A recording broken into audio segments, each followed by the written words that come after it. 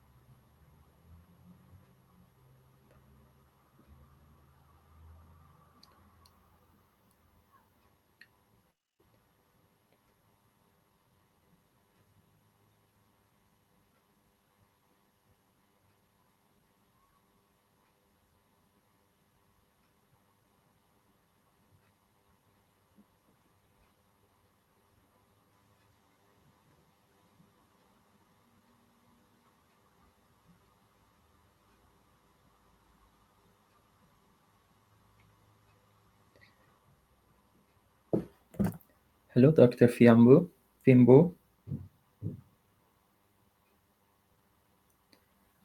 Dr. Fino, Hello. can you hear me? Hello. Hello. Welcome. How are you?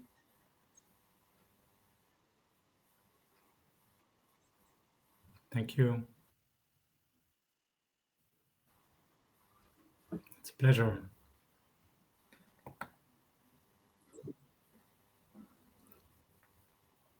Okay.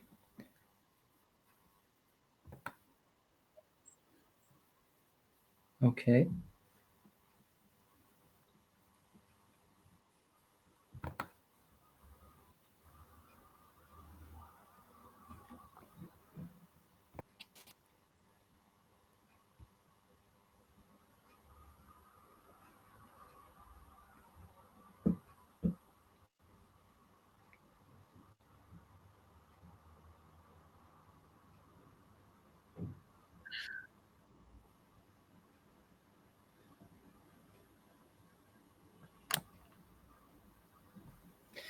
Okay, Dr. Fino, am I pronouncing your name right?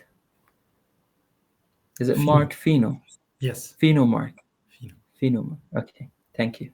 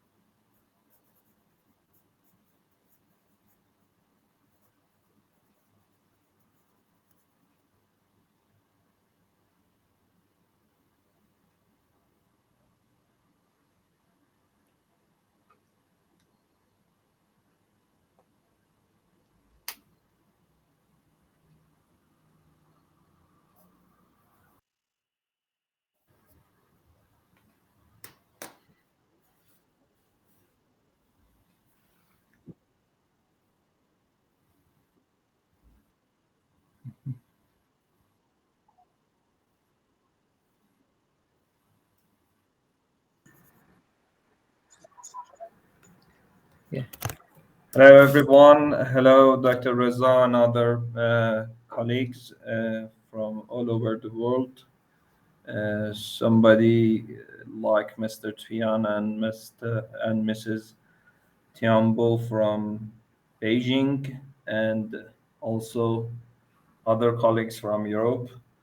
And just I would like to call the Iraqi partner because I see he's not with us yet.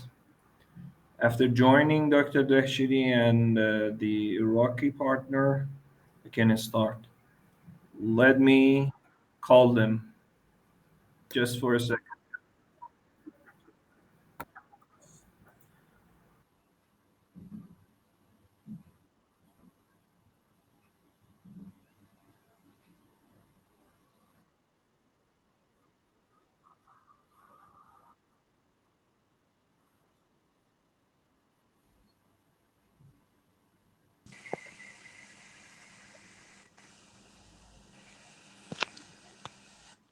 Assalamu alaikum.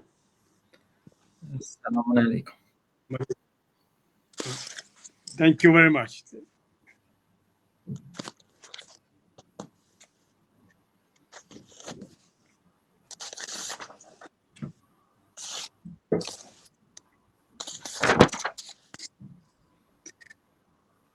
Okay.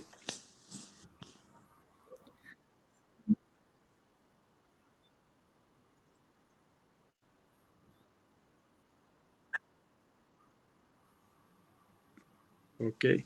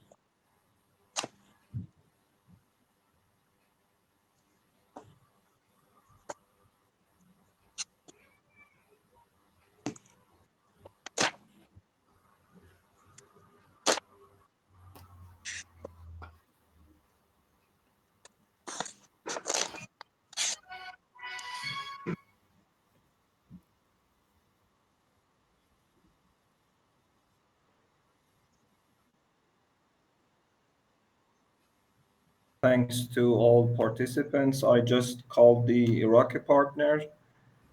He will join us soon.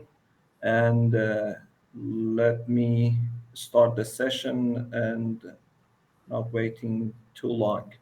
Okay. In the name of God, my name is Majid Afshani. I'm the Director of International Department here at the Governance and Policy Think Tank, which you know that it's a think tank, which is not, private and non-governmental, affiliated with the Sharif University of Technology. Uh, Here in Tehran, it has been established in 2008. Right now, it has more than 10 different departments, including economy, parliament research center, regulatory club, another club for training, policy, and governor here, and digital governance, media, and it covers different issues regarding governance and policy, and we are trying to make to promote actually the concept of expert diplomacy here at my department with my dearest colleagues, including Ali, because it's the second day of our online conference on very complicated and very challenging issues. At this time, I don't want to take more time to explain about our institution and works, and just would like to thanks on behalf of my colleagues, every participants here today, and I think we had the chance to gather a very good panelist, and we can focus on the core question of this session, which is the prospect and the scenarios after the post-conflict, actually, which is undergoing its breakable, actually, ceasefire right now. But we are thinking about what happened at 7th of October and what will be. What our actually scholars from different parts of the world thinks about the futures and the border of this very important region of the world. And let me stop here and ask for Ali to continue. Ali is a PhD student at Tarbiyat Mudarris in International Relations, and he has done a very good job to organize this session. I would like to thank him personally. Ali, please go on.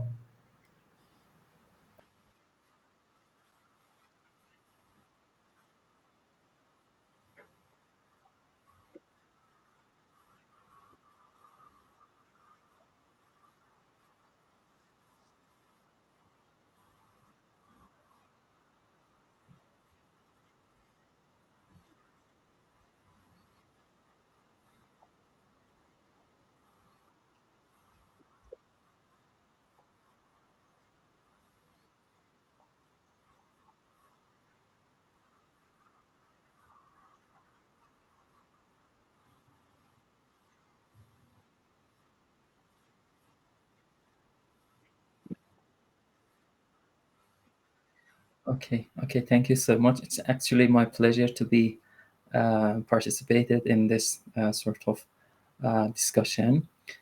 Actually, without further ado, I actually eager to listen and hear what our very respected speaker from all over the world, from Iraq, from Italy, from Switzerland, from China, and also Iran. We have got Dr. Dehshiri. So very good, actually, panelists from all over the world. I think we should start with Mr. Mark Fino from Switzerland, a senior advisor and associate fellow, and also a former French diplomat. I think he is now in Geneva Center for Security Policy sort of studies. So, Mr. Fino, floor is yours. I think each of the panelists would have around 15 minutes to deliver their talk. Thank you very much for giving me the floor and for this kind invitation to this important event, which is, of course, timely because of the ongoing conflict. But it's good and it's useful to already think about the future.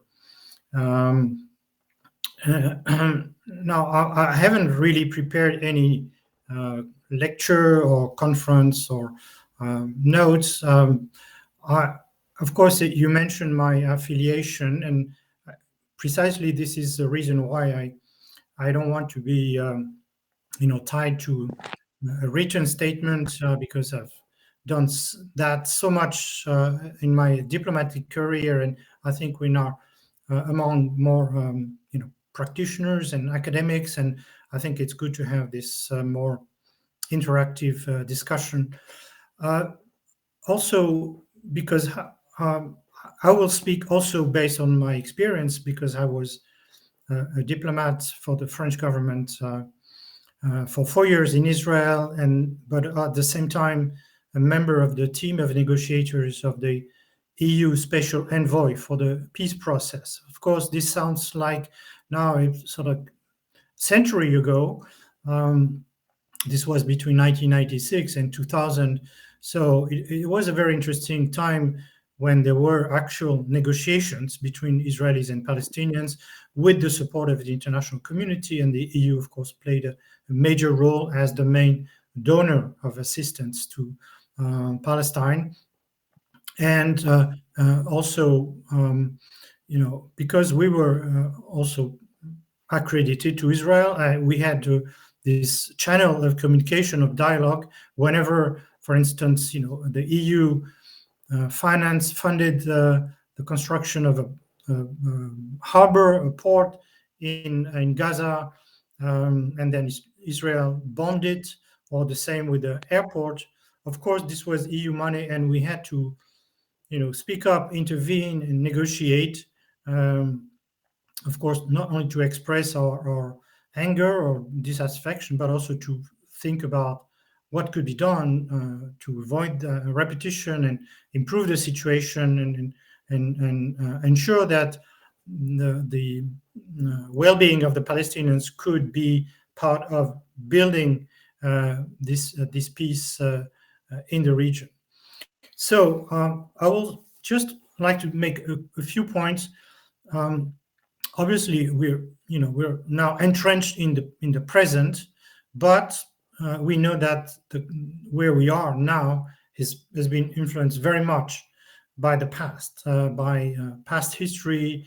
And sometimes you hear protagonists of the conflict mentioning history as a justification for their current action, or explaining perhaps their narrative, their identity.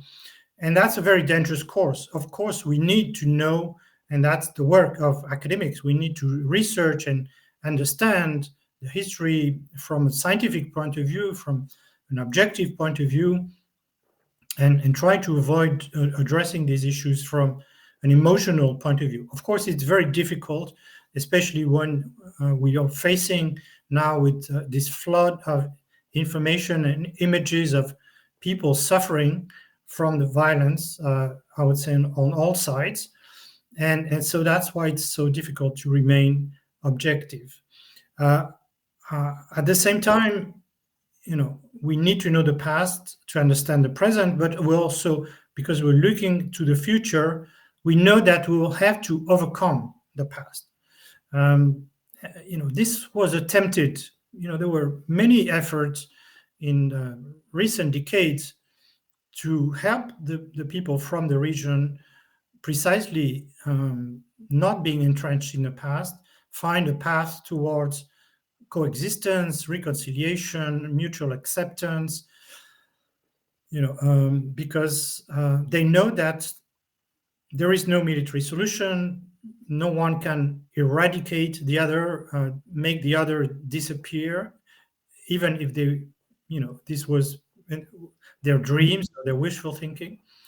So I'm still puzzled to see now how much, because we are, you're right to take 7th of October as a sort of new starting point or new tipping point, because the level of violence and the degree of atrocities has been increased, and we've crossed the threshold, and that changes, of course, the situation, and it makes it even more difficult. And the more, of course, violent there is as a response to terrorist attacks and militarization of the issue, the more it will be difficult to overcome these entrenched identities, hostilities, contradictions, and build, transform the conflict towards a more peaceful solution.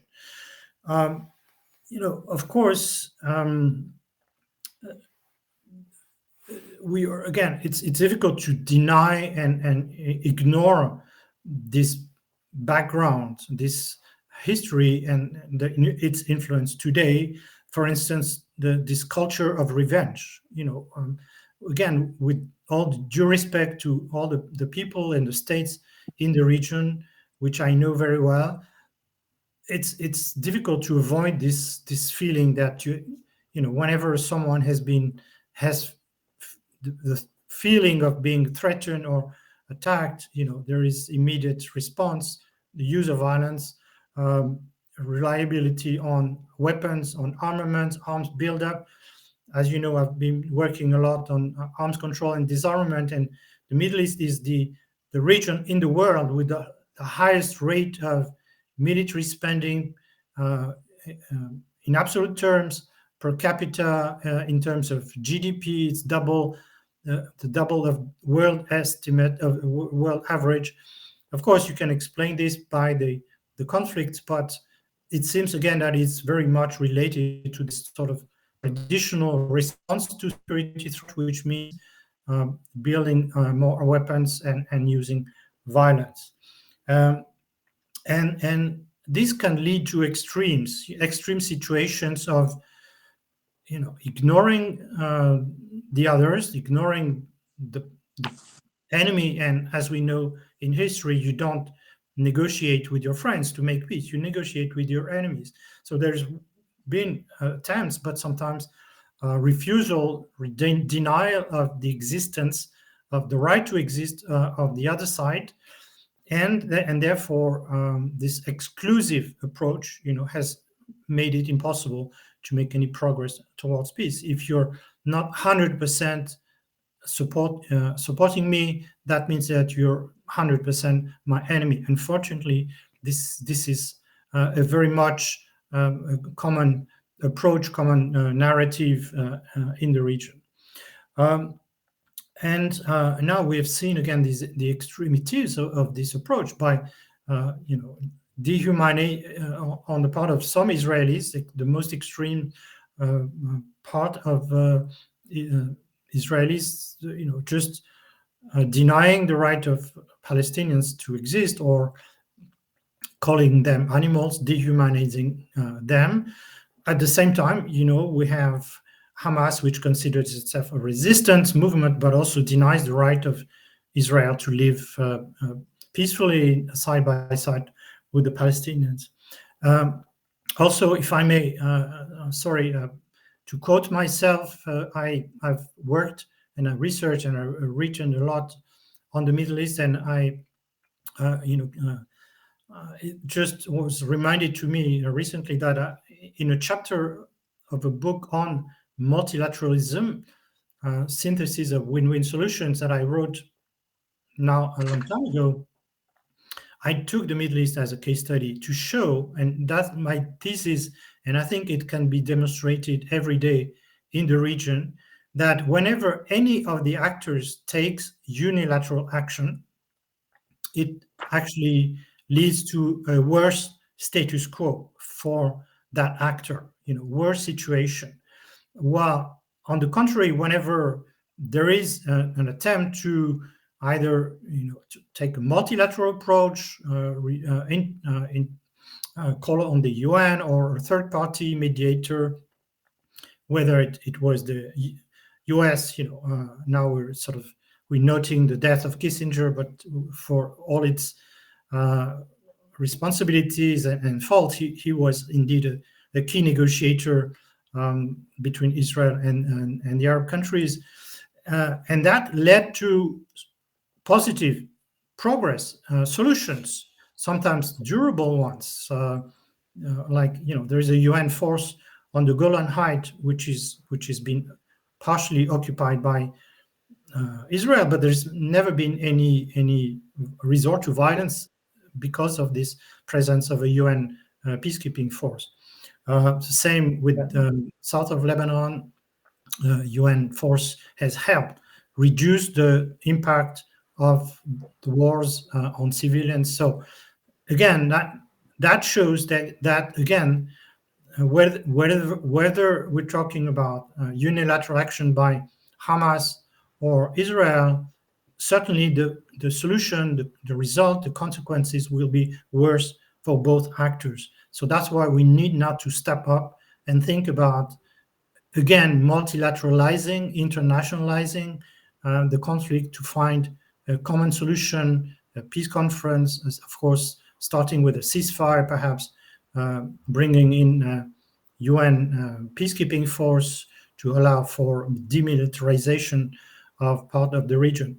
So again, that would be perhaps my conclusion, looking towards the future, but the future is what we make it. And that's why it's interesting now that you have some people starting with the UN Secretary General, but also key figures within the US and, of course, in the peace camp in Israel and among Arab countries that, like Egypt and Jordan, are pushing more for a multilateral solution. Thank you for your attention. Okay, thank you so much, Mr. Fino. Actually, you have got more 3 minutes if you like to continue. Just if you can elaborate on potential sort of implication of this issue on the region, specifically our region in the Middle East, if you have any comment on this. Yes, again, going back to history, we know that this issue, I mean, the Israeli-Palestinian conflict has been the heart of the regional conflict and the regional security. Now, we can't really ignore, if we want to remain objective, we cannot ignore the other conflicts in the region, including among Arab countries or Muslim countries, Iraq-Iran war, like 1 million victims. These conflicts have been more deadly, more devastating than, I would say, the relatively low intensity conflict between Israel and the Palestinians. But that remains, of course, the core issue because of the symbols, the fact that it is sometimes instrumentalized for political or religious regions. And instead of actually using these historical criteria, like the fact that Jerusalem is a city holy for 3 main religions, making this as an instrument of division, hostility, exclusivity, and of course that will certainly fuel the conflict. So therefore, the whole region is, of course, affected. That there have been, again, developments in the past couple of years, like the Abraham Accords, which were an interesting attempt because it could have helped integrate Israel better in the region. But at the same time, they had 2 sort of hidden agendas. One, which was to ignore the Palestinians or throw the Palestinians under the bus and create an alliance against Iran. So again, that was not necessarily the best way to build regional peace. And now we have a more recent development, and our Chinese colleague maybe can talk about that, is the reconciliation between Iran and Saudi Arabia, mediated by China, which I think was a major development. Of course, China has also its own interest in terms of wanting stability in the region, to provide access to energy sources and markets. But at the same time, this is a new sort of building block on which future peace could be established. Okay, thank you so much, Mr. Fino, Mark, for your very good remark and comments.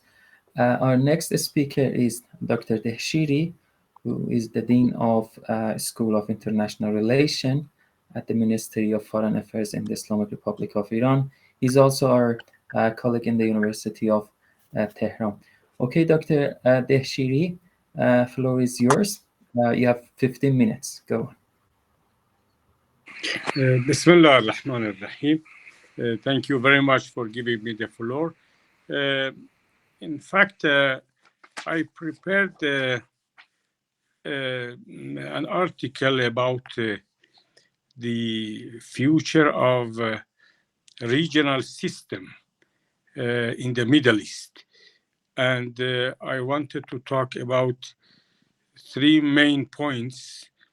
First, about the actors. Second, about the processes. And third, about the structure or the distribution of power. About the actors, we consider that there is the decrease in the role of intrusive external actors in the security arrangements of the region, and that also we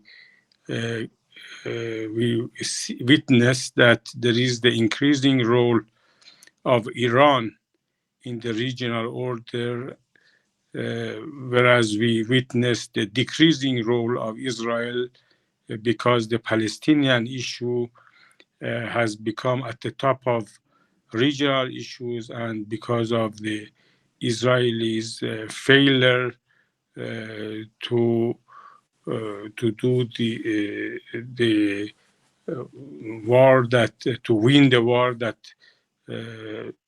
waged against Hamas. Also, we witnessed the increasing importance of public opinion and social factors for determining the regional order because of this, the importance of this public opinion that Israel was obliged to stop the war for a while. Also, we witnessed the increasing role of proxy actors such as Hezbollah, Hamas, Islamic Jihad, Ansarullah, and other actors of resistance movement. Also, it became clear that there is the increasing role of some independent media such as Al Jazeera, Al Minar, and Al Masira, which has influenced the atmosphere of the region during the Gaza crisis. Therefore, we understand that there is the increasing role of Qatar as mediator in the region, and due to its soft power, Qatar could play an efficient role in the exchange of captives. Therefore, we see that the role of actors, some of them is increasing and some of them is decreasing. Also, we witnessed that the role of OIC has decreased, even though there were the meeting of OIC, but we witnessed the ineffectiveness and inefficiency of OIC in crisis management in the Middle East. This is regarding the actors in this region. Regarding the process of regional order, we witnessed that there is the pause or the interruption in the process of normalization of relations between Israel and some Arab countries, such as Saudi Arabia, and the failure of Abraham Pact. This is the first process that we witness in the region.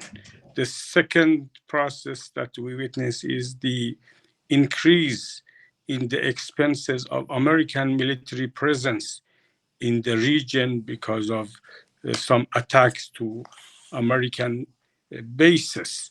The third process that we witness is that the asymmetric conflict model has demonstrated its success and its upper hand in determining the regional security system, and therefore the role of proxies has become more important in this asymmetric war. Also, it became clear that the strategic ambiguity or constructive ambiguity can work for the interests of some actors such as Hamas, and also such as Hezbollah. Also, we witness another process that the region, it became too, we can say, realistic. That means we witness the environment of region based on hard power rather than soft power. We see that every country is seeking for the weapons, the armament, the missile, and we see the military expenses are increasing. Therefore, there is the risk of escalation in the region because of the military expenses, as well as the war, the proxy wars that exist, that can escalate the war in the region.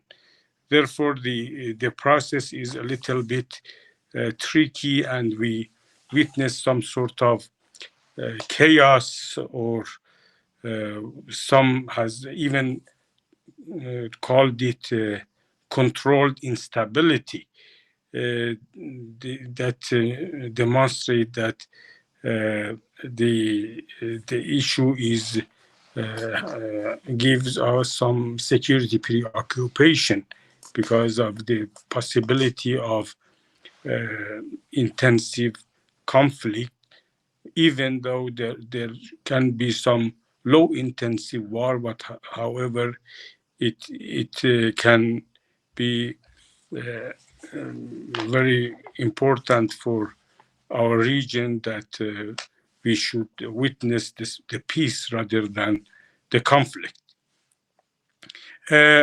Regarding the distribution of power in the region, it became clear that the real binary approach to the region is the dichotomy between resistance versus surrender. That means that we witness two kinds of countries. Some would like to resist against the American hegemony, whereas the other would like to surrender to this hegemony. This is the first observation about the distribution of power. Also, it became clear that we witnessed some sort of heterogeneity in the regional system, and the destabilization of regional order because of non-trial of homogeneity by the internal or regional actors in the region. We know that the Middle East is called Shutter Belt, which is coined by Saul Cohen. Therefore, this kind of chaos and ambiguity can also affect the distribution of power in our region. That is the first remark about what is happening in the region. I think that the main outcome of the issue, the Gaza war, was the challenge to the trade project corridor from India to Europe that was supposed to pass through United Arab Emirates and Saudi Arabia, and also to pass through Israel towards Mediterranean Sea. Because of this conflict, we witnessed that this corridor has demonstrated its inefficiency, and also the Zionist plan of changing the geopolitical equation of the region, such as Belt and Road Initiative and also the corridor of North-South, has encountered the failure. Also, we witnessed that the Biden plan of two pillars policy based on Saudi Arabia as economic pillar and Israeli regime as military pillar has encountered the failure. Therefore, the policy of offshore balance adopted by Biden administration could not work for the time being.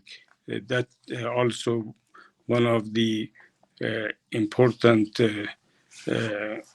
constant that we can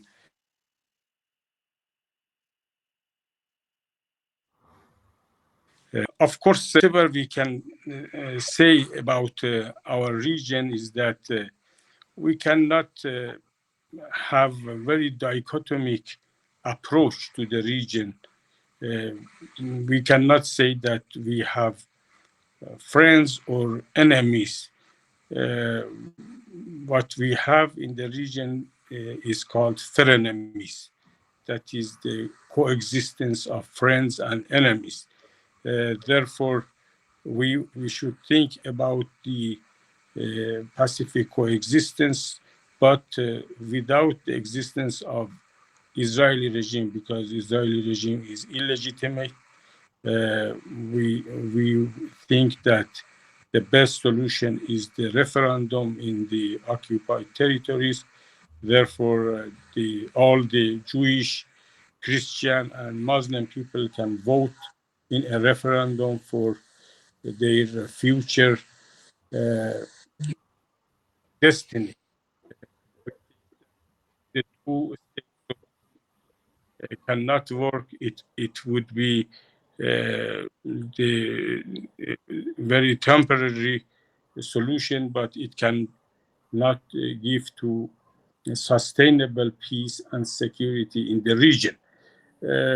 Therefore, we think that if we would like to give a solution for the future of the region, the solution should be smart.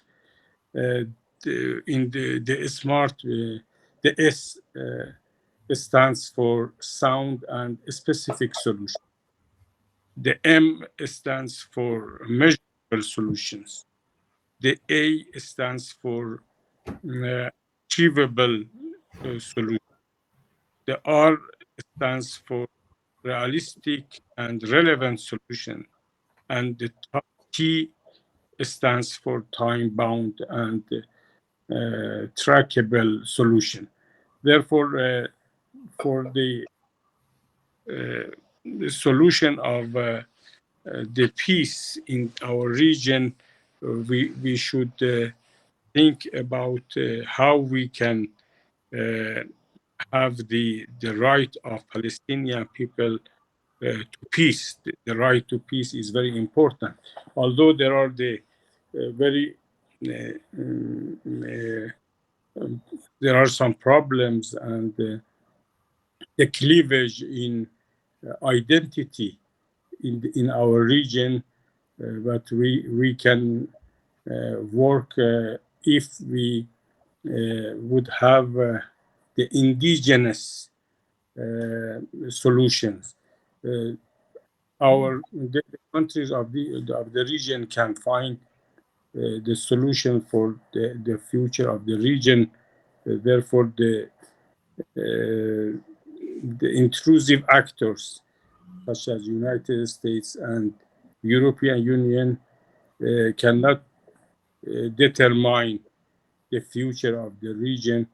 The region belongs to those who are in the region, and therefore they can get to find a solution for the future of the region. Thank you very much. Okay, thank you so much, Dr. Dehshiri. You had a very good observation of the development and the dynamics of actually the crisis in the region. So thank you so much for your comments. We can, at the end of the talks, we get back to each of the speaker, and we will have some question, and we can have some discussion in group as well. The next speaker is Al'A الخطیب from الرافدین Center for Dialogue and Discussion in Iraq. So, Mr. Ala'A الخطیب, floor is yours. You have also 15 minutes to give your talk. Sorry, Dr. Bagheri, Ala'A is unfortunately not with us right now. I called him. He was at the airport. Maybe he will join us a little bit later. We can move forward to another panelist. All right, no problem. So we can turn to Dr. Tang Tianbo from China. He's actually a member of Institute for Middle East Studies, or China's Institute for Contemporary International Relation as well, more currently in the former sort of institution. So Dr. Tang Tianbo, floor is yours, 15 minutes, go on. Okay, thank you very much. And thanks for the invitation to this very important event. And I'm honored to join yesterday's discussion. And I'm also very honored to have the chance to visit Iran twice earlier before the pandemic. And what I learned from yesterday's discussion is that everybody can agree that the region before and after October 7 is not the same. There are lots of changes. And today, and for the title of this session called The Regional Order After October 7, Scenarios and Perspectives. And from my side and my part of view, I want to emphasize some trends and some things that will continue, I think, after this October 7 event, which I think is also very important for the new regional order. I think first is the U.S. is still U.S. unwillingness to engage in this region. I don't think U.S. wants to increase its investments dramatically, even after October 7th. Yes, we can also see that U.S. increases military and diplomatic resources very much after October 7th. Sorry, can you hear me? I was told my connection to the server is lost. Yes, we have got your voice. Go on. Oh, okay, sorry. Yes, and we can see that U.S. sent a lot of troops and fighters and some aircrafts and some aircraft carrier to this region, and the Secretary of State Blinken will visit this region 3 times after this conflict. But even after all this investment, very heavy investment, I still think that U.S. it invests so much because it doesn't want to invest even more. It increases its investment in the short term because US wants to decrease its investment in the long term. I think I can say that after October 7th, we received an Israeli delegation shortly after October 7th, and we have some very, I have to say, very interesting discussion. And we talk about the peacekeeping troops, just like the former guest has said, some international peacekeeping troops in Gaza or after the war. And I think we and the Israelis can agree that if there is no American boots on the ground, we say if American do not contribute troops to these international peacekeeping troops, there will be not any such troops. And the Israelis agree. So then I ask them, do you think that US will send troops for Israel, or do you think there will be any US troops on the ground? And I got a resounding no from the Israeli side. And my impression from the Israeli side is that they think and they believe that US can do a lot of things for them, but they still believe that in the long term that US want to withdraw from this region.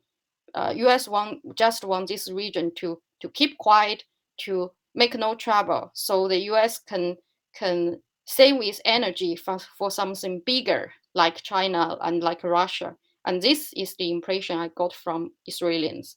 And I think that the trend of that the US disengagement from the region, the so-called strategic withdrawal from this region, will not be stopped by the current conflict in the long term. And I don't know. I think perhaps this is a good thing for Palestinian issue, and I agree very much from the Jordanian friend yesterday. He said the negative effects about the foreign intervention in this regard, especially US, because we all know that US always give Israeli unconditional support. And I also noticed that there is a very high expectation for China's role after China helps Saudi Arabia and Iran to establish their diplomatic relations. And China has already tried to contribute.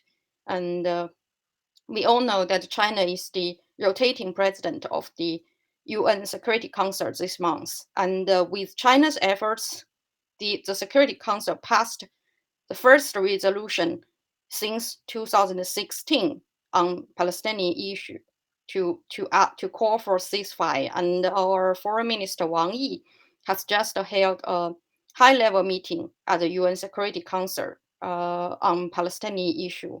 And I think this, but I want to emphasize that that's with something I also learned from our Jordanian friend, that I think first of all, the regional countries, the Arab countries, and Iran, the Turkey, and all the regional players, they should come together and to sort out of some agreement and the resolution, and then China and and perhaps Europe and the United Nations can join efforts and try to help.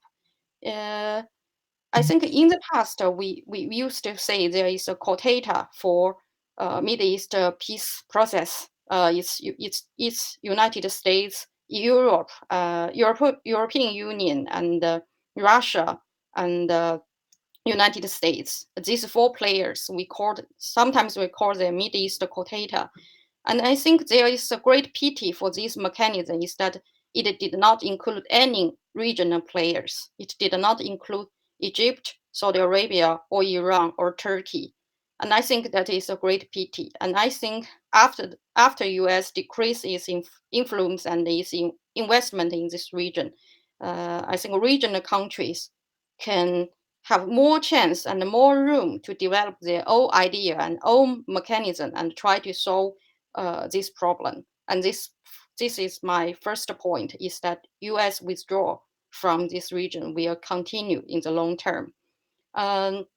My second point, I think this conflict tells us that a very prominent or very important role of the Gulf, of the GCC countries. We all know that after Arab Spring, there is a saying that there is a Arab decline, which means the non-Arab countries in the region like Turkey, Iran, and sometimes Israel, their influence is increasing. But Arab countries, because they're suffering from the chaos of the so-called Arab Spring, their influence and their power in this region is declining. And I think this trend has largely been interrupted or be stopped due to the rise of the Gulf countries. We can see it very clearly from this conflict that Gulf countries is on the front is on a very good position to deliver their influence in this conflict. For example, Saudi Arabia. If we compare the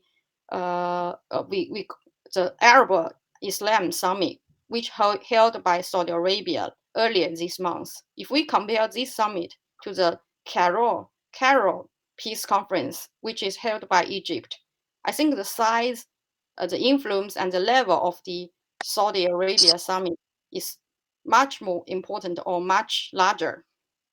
And it's also very clearly the joint statement of this Arab and Islam summit largely reflect Saudi Arabia's opinion. And I also noticed that Saudi has not officially said it give up the normalization of ties between Israel. It's said there are some media reports said that Saudi Arabia has halted or has suspended the negotiation with Israel, but I don't think it's already been given up totally. And perhaps in the later or in the long term, Saudi Arabia still has the chance to resume these talks, and perhaps, and very much likely that Saudi Arabia can ask for even higher price to establish relationship with Israel. I think this is a very good leverage for Saudi Arabia, also in its relationship with the United States, because we all know last year, due to Saudi Arabia decrease its oil production, there is a lot of conflicts quite openly and publicly between Saudi Arabia and the United States, because Saudi Arabia cooperate with Russia to decrease oil production and to raise the oil price up. But I think nowadays, considering Saudi's importance in Palestinian issue, and I think Saudi Arabia will feel even more comfortable to do so and less worried from a very strong response from United States. That's for Saudi Arabia. And I think our guest yesterday also discussed the role of Qatar, which is very active in this conflict. And I think Qatar has impressed everyone that it can deliver something. It can initiate a lot of things, and I think that's very impressive and is very important nowadays. And also the United Emirates Emirates is now a member of Security Council, and is also very active since the conflict. Nowadays, because United Nations (UN) is a very important stage for the issue of Palestinians. So I think the United Arab Emirates (UAE) will find a very good way to influence this issue. And so that's my second point: the rise and the continued rise of the Gulf countries in the region.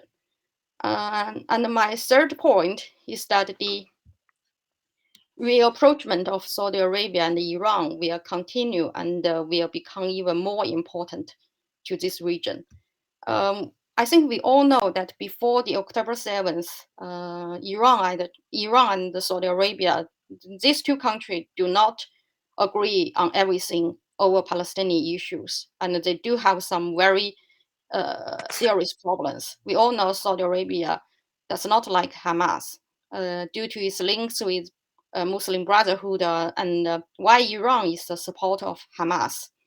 And Iran and Saudi Arabia, generally speaking, they prefer and they deal with PLA or Fatah. But after October 7th, we think we can find the cooperation between Saudi and Iran become closer, and there are some very good development regarding the bilateral relationship of Iran and Saudi Arabia. We all noticed that President of Iran and the Crown Prince of Saudi Arabia they had a telephone conversation. The first times since the resume of diplomatic relationship, and also President Raisi has visited Saudi Arabia due to the Islam and Arab Summit. These two leaders have a chance to meet face to face. And now we can expect, I think, a suspension of the reapproachment between the Israel and Arab countries. That's quite sure that there will be a suspension. But we can see the continuing of the rapprochement between Saudi and Iran, and I think that will be a very good development. And I think I stop here and I eat my time to the president of the seminar, and I would like to use the time to take questions or just leave more time for Q&A session in the later. Thank you. Okay, thank you so much, Dr. Tang Tiombo.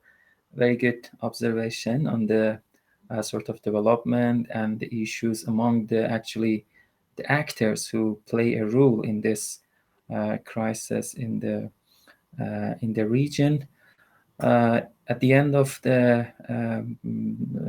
this talk, we would also like to hear you from China. What is the role of the China, or the China is interested to play a role in this issue or not?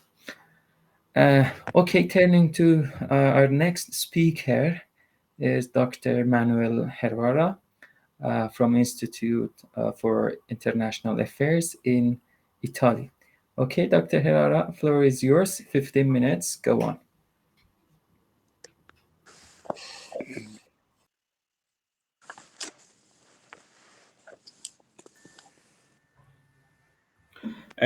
Before Manuel starts, you can click on the icon on the corner right above, on the second icon, which is file, and after that you can go. Okay, sorry, I was muted.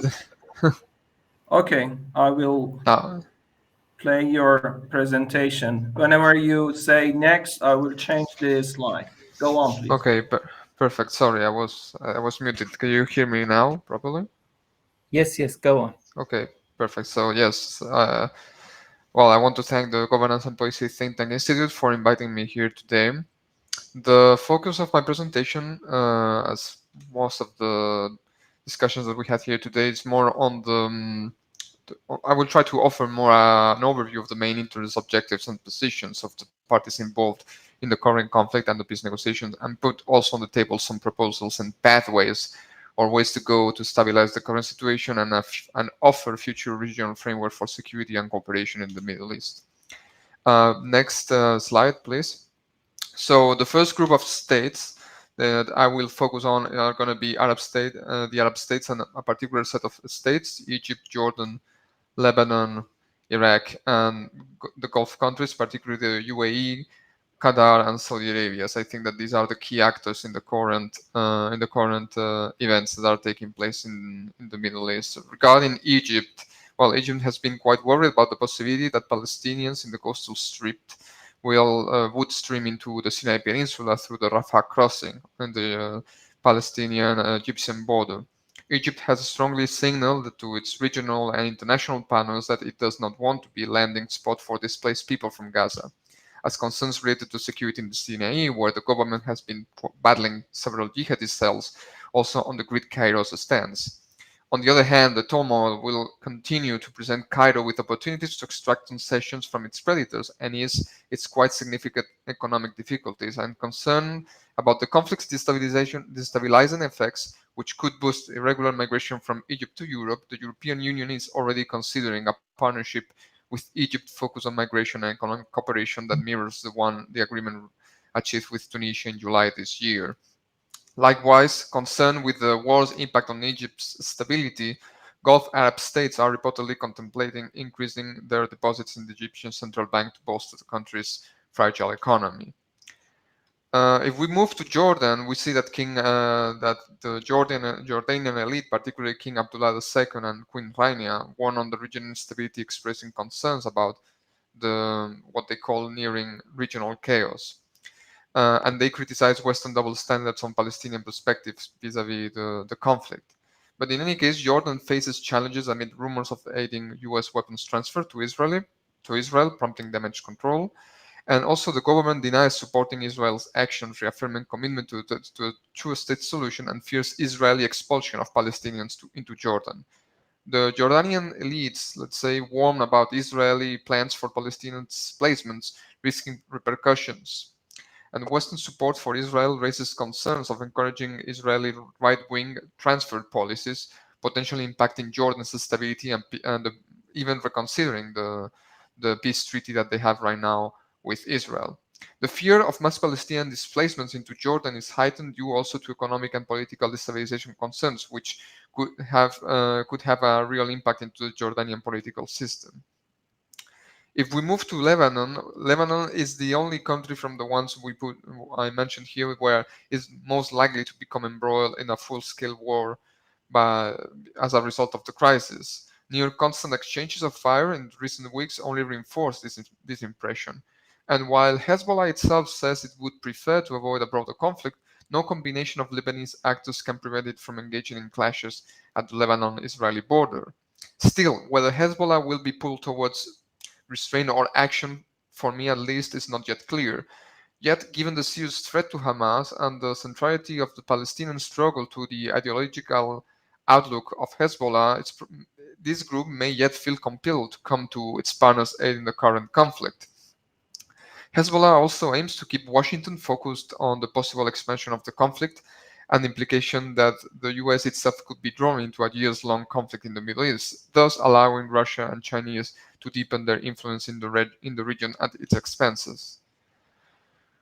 If we move to Iraq, the Iraqi government, which has sought to mend ties with the US over the past year, is in a precarious situation too, because the government relies to a large extent on political support from Iran-linked groups. The US and other Western countries initially view it as a tilting towards Tehran, in contrast to former President Mustafa al-Kadhimi. The current Iraqi government has worked hard to address these concerns, but the Gaza crisis threatens to reverse the progress, at least. For example, the government has come under pressure from the Sadrist movement, which has urged lawmakers to pass measures demanding the withdrawal of approximately 2,000 US troops who remain in the country.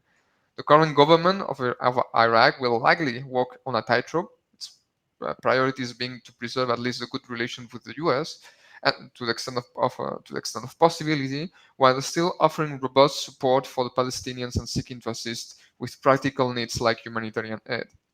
And finally, moving to the Arab Gulf, I mean, the position of the Arab Gulf countries, for me at least, is quite divided. For instance, UAE, the United Arab Emirates, which normalized relations with Israel through the Abraham Accords, aligned itself directly with Israel, while Qatar held Israel responsible for the escalation in violence and called for restraint. At the political center of the group, the Saudis, which at least prior to the 7th of October event were thinking about this idea of normalizing ties with Iran and was negotiating those terms also with the US, had to walk like a line between the two sides. And the Saudis released some statements urging for de-escalation by both parties and for the protection of civilians, while recalling its earlier warnings that the situation might erupt into continual occupation of Gaza and the West Bank. It also warned of catastrophic consequences should Israel launch an all-out ground invasion of Gaza, but that has already taken place, so no major comments on that. But it's quite interesting to see that 3 weeks into the Gaza war, after the 7th of October, these three states' positions have changed significantly. For instance, the UAE turned its focus from criticizing Hamas to criticizing Israel's campaign in Gaza, while Qatar has acted as a mediator, trading on its channels to both Israel and Hamas, and the Saudis have kept a very low profile, continuing with business as usual by hosting investment and forums rather than canceling them as an expression as an expression of solidarity with the Palestinians. In any case, the ongoing war has widened the gap between the Arab leaders and the wider Arab population, placing the future of the entire normalization or reconciliation process between Arabs and Israelis quite into a doubt, I would say. It can thus be observed that while Arab states generally condemn Israel vis-à-vis Israel's action vis-à-vis the Palestinian population, they all do so for different interests, mainly linked to their domestic politics, and with unequal involvements in the conflict, the most drastic case being the one of Lebanon and Iraq. In other words, there is no real unified position among Arab states in the region on how to act now in this situation, something that is and will be detrimental for any future stabilization plan in the region. However, these key Arab states I mentioned have been invested recently in developing regional security arrangements. Because of the long-term trends, these states have both a stronger interest in and capabilities to take a lead on regional diplomacy if they are ever able to agree on an approach. Next slide, please. So now I'm going to focus on the position on Iran, and Iran refrains from direct intervention in the conflict, informing Hamas that its lack of an advance warning precludes direct involvement. While distancing itself from the accusations of a role in the October 7 attacks, Iran warns of regional consequences for an expanded Israeli campaign in Gaza. The crisis, I think, provides Iran with opportunities, because as they are pleased by the Arab countries criticizing Israel actions. However, there are risks, I think, with Iran-backed groups increasing attacks on Israel and US forces, potentially disrupting the escalatory understandings that have been reached between Iran and the US. Iran faces a dilemma with the Israeli ground incursion in Gaza, balancing credibility with local allies and the risk of Hezbollah's capabilities being significantly degraded. In this sense, I think that Iran is very unlikely to enter into the conflict directly, and it will certainly prioritize the preservation of what has been called in the West, I think quite wrongly, the axis of resistance, a strategic opposition to Israel and the US, and avoiding damage to recent diplomatic progress between Iran and the US. Also, everything must be said, domestic concerns, including economic challenges and the threat of sanctions, are further discouraging a direct involvement from Iran in the conflict. Next slide, please. And yes, I'm going to focus now on a country that sometimes is not so much mentioned in this conflict, but to a certain extent, I think that Turkey has had a role to play, not now, due to its position. But in any case, it's important to mention that Turkey has openly criticized the Israeli military deployment in the Gaza Strip, deeming as it considers it disproportionate and unjustified in response to the attacks. President Erdogan defends Hamas, emphasizing the protection of their territory, and the concern about civilian suffering. Turkish officials have urged humanitarian aid to Gaza in several occasions. The 30th of October, the strike on a Turkish-Palestinian hospital has also drawn a strong condemnation from Ankara, impacting quite heavily Turkish-Israeli relations and complicating also some normalization efforts that Turkey had with Egypt, Saudi Arabia, and the United Arab Emirates. Turkey's unique approach to Hamas, not designating it as a terrorist organization, hinders also its mediation role in the crisis. And the war strains Turkey's relations with the US and the European Union, conflicting with its public affinity for the Palestinian struggle, Western alliance, and its commitment to an activist foreign policy. Now I'm going to focus on the non-state actors that are involved in the conflict. Please, next slide. And I'm gonna focus on three main scenarios, because I think that these non-state actors have certain degree of agency in the current conflict. So first, I'm gonna mention a specific scenario, which is the case of the Sinai Peninsula in Egypt. The risk of regional spillover and further escalation in that part of the region is quite real, as well as the risk of extremist groups that will take advantage of the situation to advance ideologies or extreme ideologies that would lock the region into violence. And the case of the Sinai Peninsula, it's quite, it's quite challenging, I would say. So, because should a significant number of people come from the Sinai from Gaza to the from the Sinai from Gaza, sorry, it could start up against jihadist activities in that area. For example, if members of the Palestinian jihadist groups establish logistical, ideological, and operational links with other groups in that area. Moreover, it would be difficult, if not impossible, to separate Palestinian militants from the mass of new refugees that will flood into the Sinai. These militants could very well try to launch attacks on Israeli targets from Egyptian territory, inviting retaliation from Israel and unsettling its relation with Egypt. The humanitarian implications could also be serious. Much of the northern Sinai population has itself been displaced for years already due to the counterinsurgency campaigns. An influx of Palestinians could strain local infrastructure and available resources.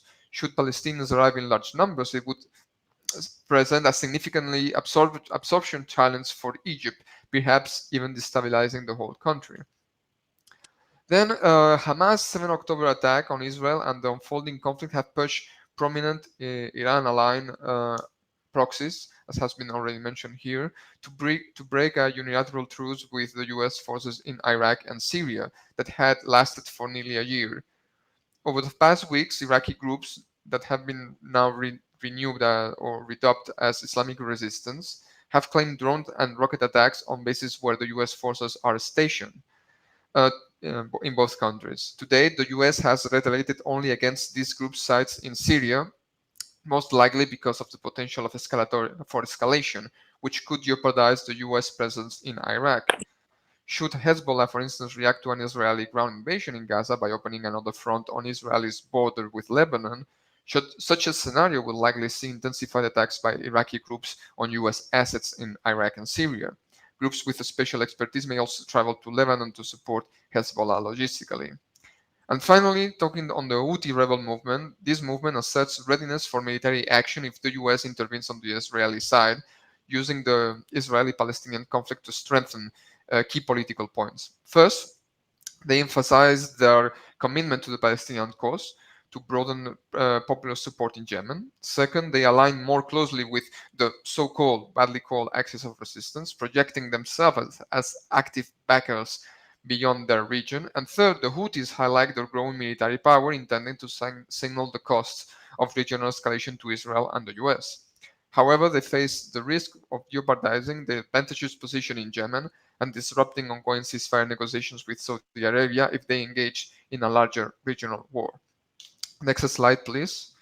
And now I'm just going to focus on the positions and what role can have external actors. Particularly, I'm going to focus on Western actors such as the US and the European Union. In the case of the US, the Biden administration downplays attacks, but each incident increases the risk of US casualties and impacts the presidential elections that will take place next year.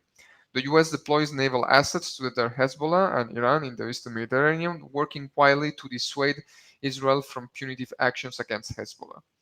The US and its allies warn that this group, as I mentioned, the so-called axis of resistance against opening multiple fronts, emphasizing overwhelming firepower responses. Amid ongoing protests and activism, the US faces a polarizing election year, limiting its foreign policy focus on the Israeli-Palestinian issue. Internationally stretched, the US struggles to balance global challenges, impacting its traditional close alignment with Israel. With Israeli leaders diverging from the US diplomatic goals, the Biden administration faces challenges in reviving the Palestinian Authority and pursuing a two-state solution. In this regard, the US option of the Palestinian Authority controlling Gaza lacks also public support in Israel, reducing any prospect for a US-based led peace effort in the region. And from the European side, I would say that the same lack of vision can be diagnosed in the European Union, which has traditionally been a very generous donor and previously a very active participant in the so-called Middle East Quartet. I would say that since October 7, member states of the European Union, along Great Britain, have focused their diplomatic action on joining the United States in expressing solidarity with Israel after the attacks, calling for the protection of civilians in Gaza, suggesting temporary halts in ongoing military operations, and advancing plans for getting humanitarian aid to the Strip's inhabitants, implicitly operating within the framework imposed by Israeli relocation efforts for Gaza's population. European officials in general have not made any single policy proposal to end the war or initiate any peace process, and certainly we should not expect any more from them. Given major differences among EU member states in their position vis-à-vis the Israeli-Palestinian conflict, their costly involvement currently now in the Russian-Ukrainian war, and of course, as a result of rising anti-Semitism and anti-Muslim sentiments, which is steering the social fabrics of European states. So, as a conclusion, please, the last slide. I'm going to make some general proposals on how to proceed. Most of them will have a Western bias. I'm sorry for that. But I think that the most obvious way to reduce the likelihood of a wider war is to achieve de-escalation in Gaza. For now, neither Israel nor Hamas appears likely to agree to a permanent ceasefire. We know that the ceasefire has been extended, but we don't know if this extension will be indefinitely. There is no good answer to the question of what to do about Hamas in the long term. It is far from clear that Israel's operation can destroy Hamas, and the cost in civilian lives is already too high for Israel to bear it publicly. Leveling swaths on the Gaza Strip, killing thousands or even tens of thousands of innocent Palestinians, and risking a regional war will not make Israel safer anytime soon. The most likely development that would expand the conflict beyond Gaza would be a decision by Iran or that Hezbollah should enter the war, although I think that this is quite unlikely. In this case, my proposal to try to guarantee some degree of stability and security in the region is to have the regional countries have their own version of what's called the Helsinki Accords that took place during the Cold War, under which the Soviets and the Western blocs officially accepted the post-World War II status quo in Europe. Such an arrangement could, among other things, offer the Palestinians a multilateral guarantee, something that Turkey has advocated several times. And without such an arrangement, the Middle East depends significantly on external actors like the United States to manage regional crises, leaving it quite vulnerable to the vagaries of these actors' political and national interests, particularly in the case of the US. Ultimately, the goal should be to create what would be like a mimic of the OSCE in the Middle East, an organization for security and cooperation in the Middle East. And I think that the Israeli-Hamas war, the events that we are witnessing, are quite an impetus to try to move forward that objective. So I finish here, and I'm waiting and open for the Q&A. Many thanks. Okay, thank you so much, Dr. Herrera. Very well organized of the dynamic and development in the region according to the important actually players and actors in this crisis. Now I think Mr. Alaa is not present, and we have to close the talk. And Mr. Salehian, I'm right? Mr. Alaa is not present, yes? Yes, he is not. Okay. So I think we can open the floor for more kind of open discussion, or if there is any specific question from other audience, the wider audience, we can gather the question. Otherwise, we can raise some sort of issues and have a open discussion among our panelists. One hand is up.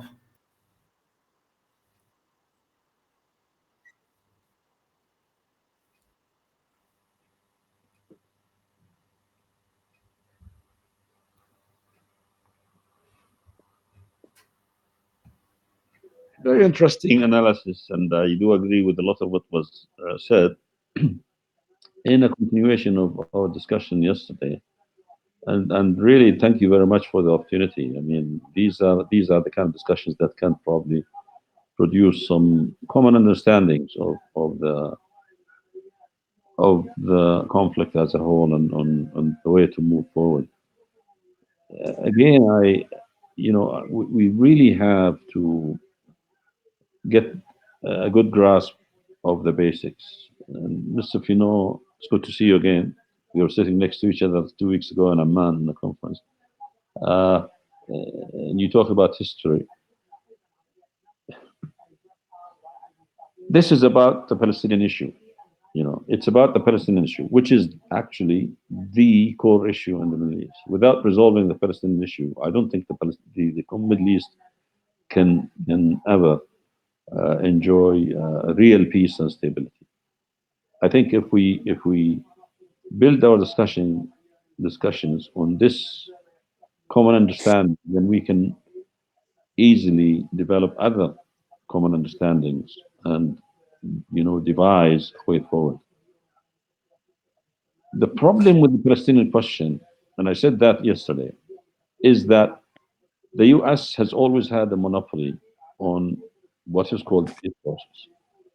And Mr. Fino, you mentioned Kissinger. It's no secret that Kissinger is a Jew. Kissinger is a Zionist. Kissinger was the Secretary of State in the United States. And it's very unfortunate that those American Zionists, when it comes to balancing US interests vis-a-vis Israeli interests, they give priority to Israeli interests. It even gets to a point where the US decision-making process gets absolutely paralyzed when it comes to Israel. Israel's security gets priority and precedence over the other US interests. This is a real problem. Dennis Ross, for example, let's mention names. This is a Chatham House rule discussion, I would presume, right, Ali? Now, Dennis Ross was the main mediator for the Middle East peace process for 12 years. Let's be frank. Who is Dennis Ross? Dennis Ross is a hardcore Zionist. Yes, he's an American. He's a decent man.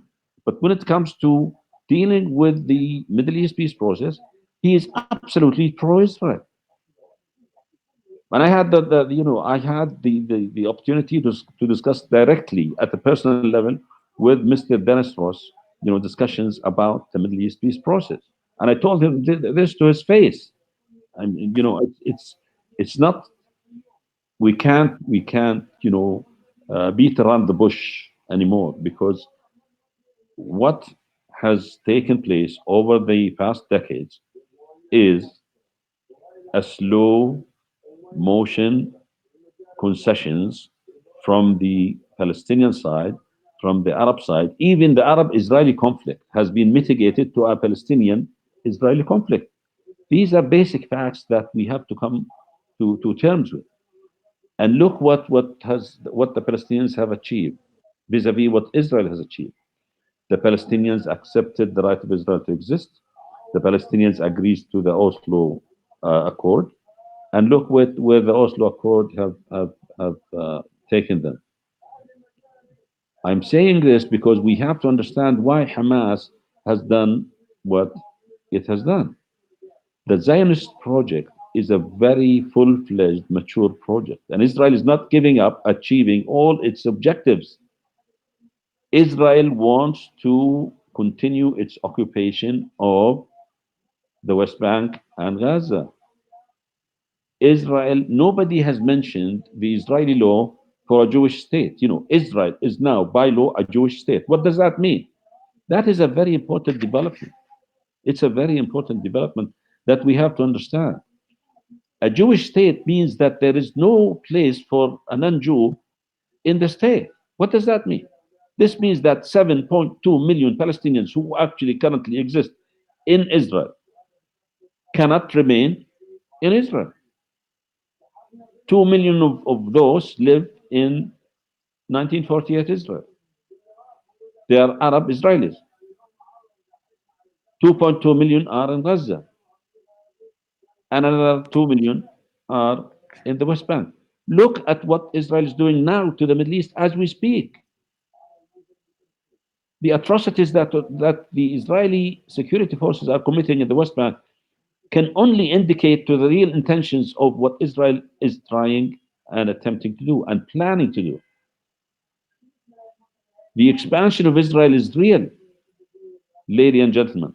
We have to understand this. So when we talk about a new security architecture in the Middle East, this is not a new talk. This is an old talk. You know, all the attempts to create a new security architecture in the Middle East were meant to actually include Israel into the security structure of the Middle East and exclude other regional powers who can actually make a difference, or at least marginalize them. Marginalize, because Israel wants to be the hegemon in the region. Israel has been very happy with the status quo ante before 7th October, by the way. You know, they were kind of, relaxed because they are in control and their project is moving forward.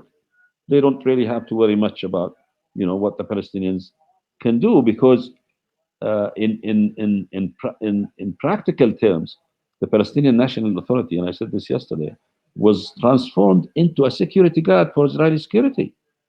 Look at what they've been doing during this crisis. Absolutely nothing.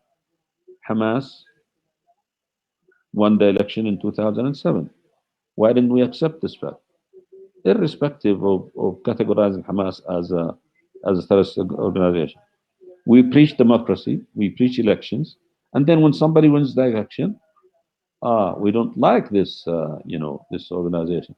They can't be in power because we want to categorize them as a terrorist organization. Now, the other side of this is the progress on the normalization track, the Abrahamic Accords, and the attempts to normalize with Arab countries, at no cost, I would say, are part of the Peace for Peace project. Israel wants a peace for peace. They don't want a land for peace. They don't want to give up. And by the way, you have to understand this. What they call Judah and Samira, that's the West Bank. They talk about the two old, kingdoms after Prophet Solomon. Judah and Samira are more important than Tel Aviv and the other parts of current Israel. And these are occupied territories. So how on earth can you convince the Israeli governments, regardless whether they are right-wing, left-wing, or whoever is in control, to give up Yehuda and Samira? These are facts and realities that we have to come to terms with. If you really want a new regional order in the Middle East, whereby peoples of the region can coexist and can live peacefully, you have to focus and concentrate efforts on ending the occupation. There's no other way. Ending the occupation and giving the Palestinians their rights is the only way to go about a new regional order in the Middle East. We feel threatened. We feel threatened. And I reiterate what I said yesterday. As a Jordanian, I honestly and truly tell you that I feel existentially threatened. And our king, His Majesty, has said it loud and clear.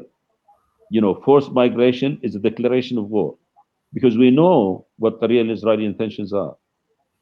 President Sisi, has almost said the same.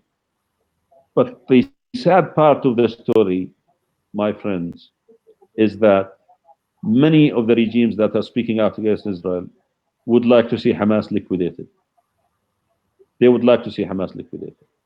And all the attempts prior, the Abrahamic Accords, the normalization process, were aimed at liquidating the Palestinian question, the Palestinian cause. These are some of the realities that we have to come to grips with. I am sorry I take too long. Thank you so much. Yeah, I would like to add that I agree with the analysis and the excellent outline that Dr. Dahshiri actually outlined for us. But let's not overestimate the potential for GCC and Arab countries. It's very unfortunate that the Arabs are divided. They don't have any kind of clout. Yes, Qatar is playing a role. With all due respect, they have really been instrumental in, achieving a ceasefire and releasing, some of the prisoners on both sides. But we can't raise our expectations and our ambitions on what they can do. There are limits. This is a role they're playing because they were intended to be the link, the indirect link with Hamas. And therefore, they have been enabled to actually play this role. The divide between Qatar and the UAE is real. The divide between Qatar and Saudi Arabia is real. Look at what Turkey al-Faisal has said in the Manama dialogue. He blamed Israel for enabling Qatari funds to be transferred to Hamas. He said it's Israel that we should blame because they were allowing Israeli banks to transfer money, to Hamas. I mean, what kind of position is this? It's shameful. It's sad. It's absolutely sad. These are realities that we're living with. So let's not be diplomatic about things and let's call things what they are and go right to the point. There are some concerns in the region about, for example, and I said this yesterday, unfortunately, none of our Iranian colleagues, made any remarks or answered my real concern and question about Iranian expansion and influence in the region. I mean, this is real. And this is one of the main challenges for creating a new regional security architecture. If we want to create a new regional security architecture with Israel, Iran, Turkey, and all the Arab countries included, we have to start by ending the occupation. And then we can talk about common interests. But talking about a project in which Israel will be the hegemon, this is absolutely rejected. Peoples of the region will not accept it. And what Israel is doing is harming its own interest long term. Because I am one of those who are convinced that Israel does not really think strategic. They are stupid. And I've said this to them to their face. They are stupid. If it was only for the demographic problem that they have, they will end up losing the battle. I don't want to take longer than this. Thank you very much for the golden opportunity to have this exchange of ideas. Okay, thank you so much, Mr. Farqal, for your comment, actually. Any response to Mr. Farqal or any other issue that our panelists are interested to make? If there is not, I have yes. Yeah. I'm also from Kicker. I'm colleague of Ms. Tang Tianbo, and my question is for all the panelists and Iranian friends, but especially for our Italian colleague, because you mentioned in your presentation that you differentiate between Houthi and the other non-state actors. I mean, mostly the Shia militia in Iraq and Syria. So that's according to your research, what's the difference between them? I mean, what's the difference of their behavior after October 7th? It seems that the Houthi played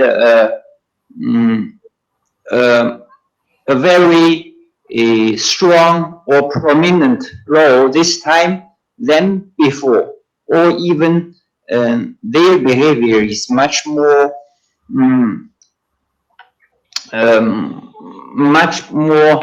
outward than the other militias. So I wonder if you can clarify for me. So why Houthi played a exceptionally large role in the aftermath of October 7th? Or I also like to hear our Iranian friend. What about your opinion about Houthi's behavior this time? So, and what's your for our Italian colleague, what's your logic of, because most of the people were Houthi as one of the axis of resistance. So they were not differentiated very clear between them. So what's your logic of category between them? So that's my question. Thank you so much. Okay, Dr. Harare and Dr. Dehshiri, if you are interested to respond.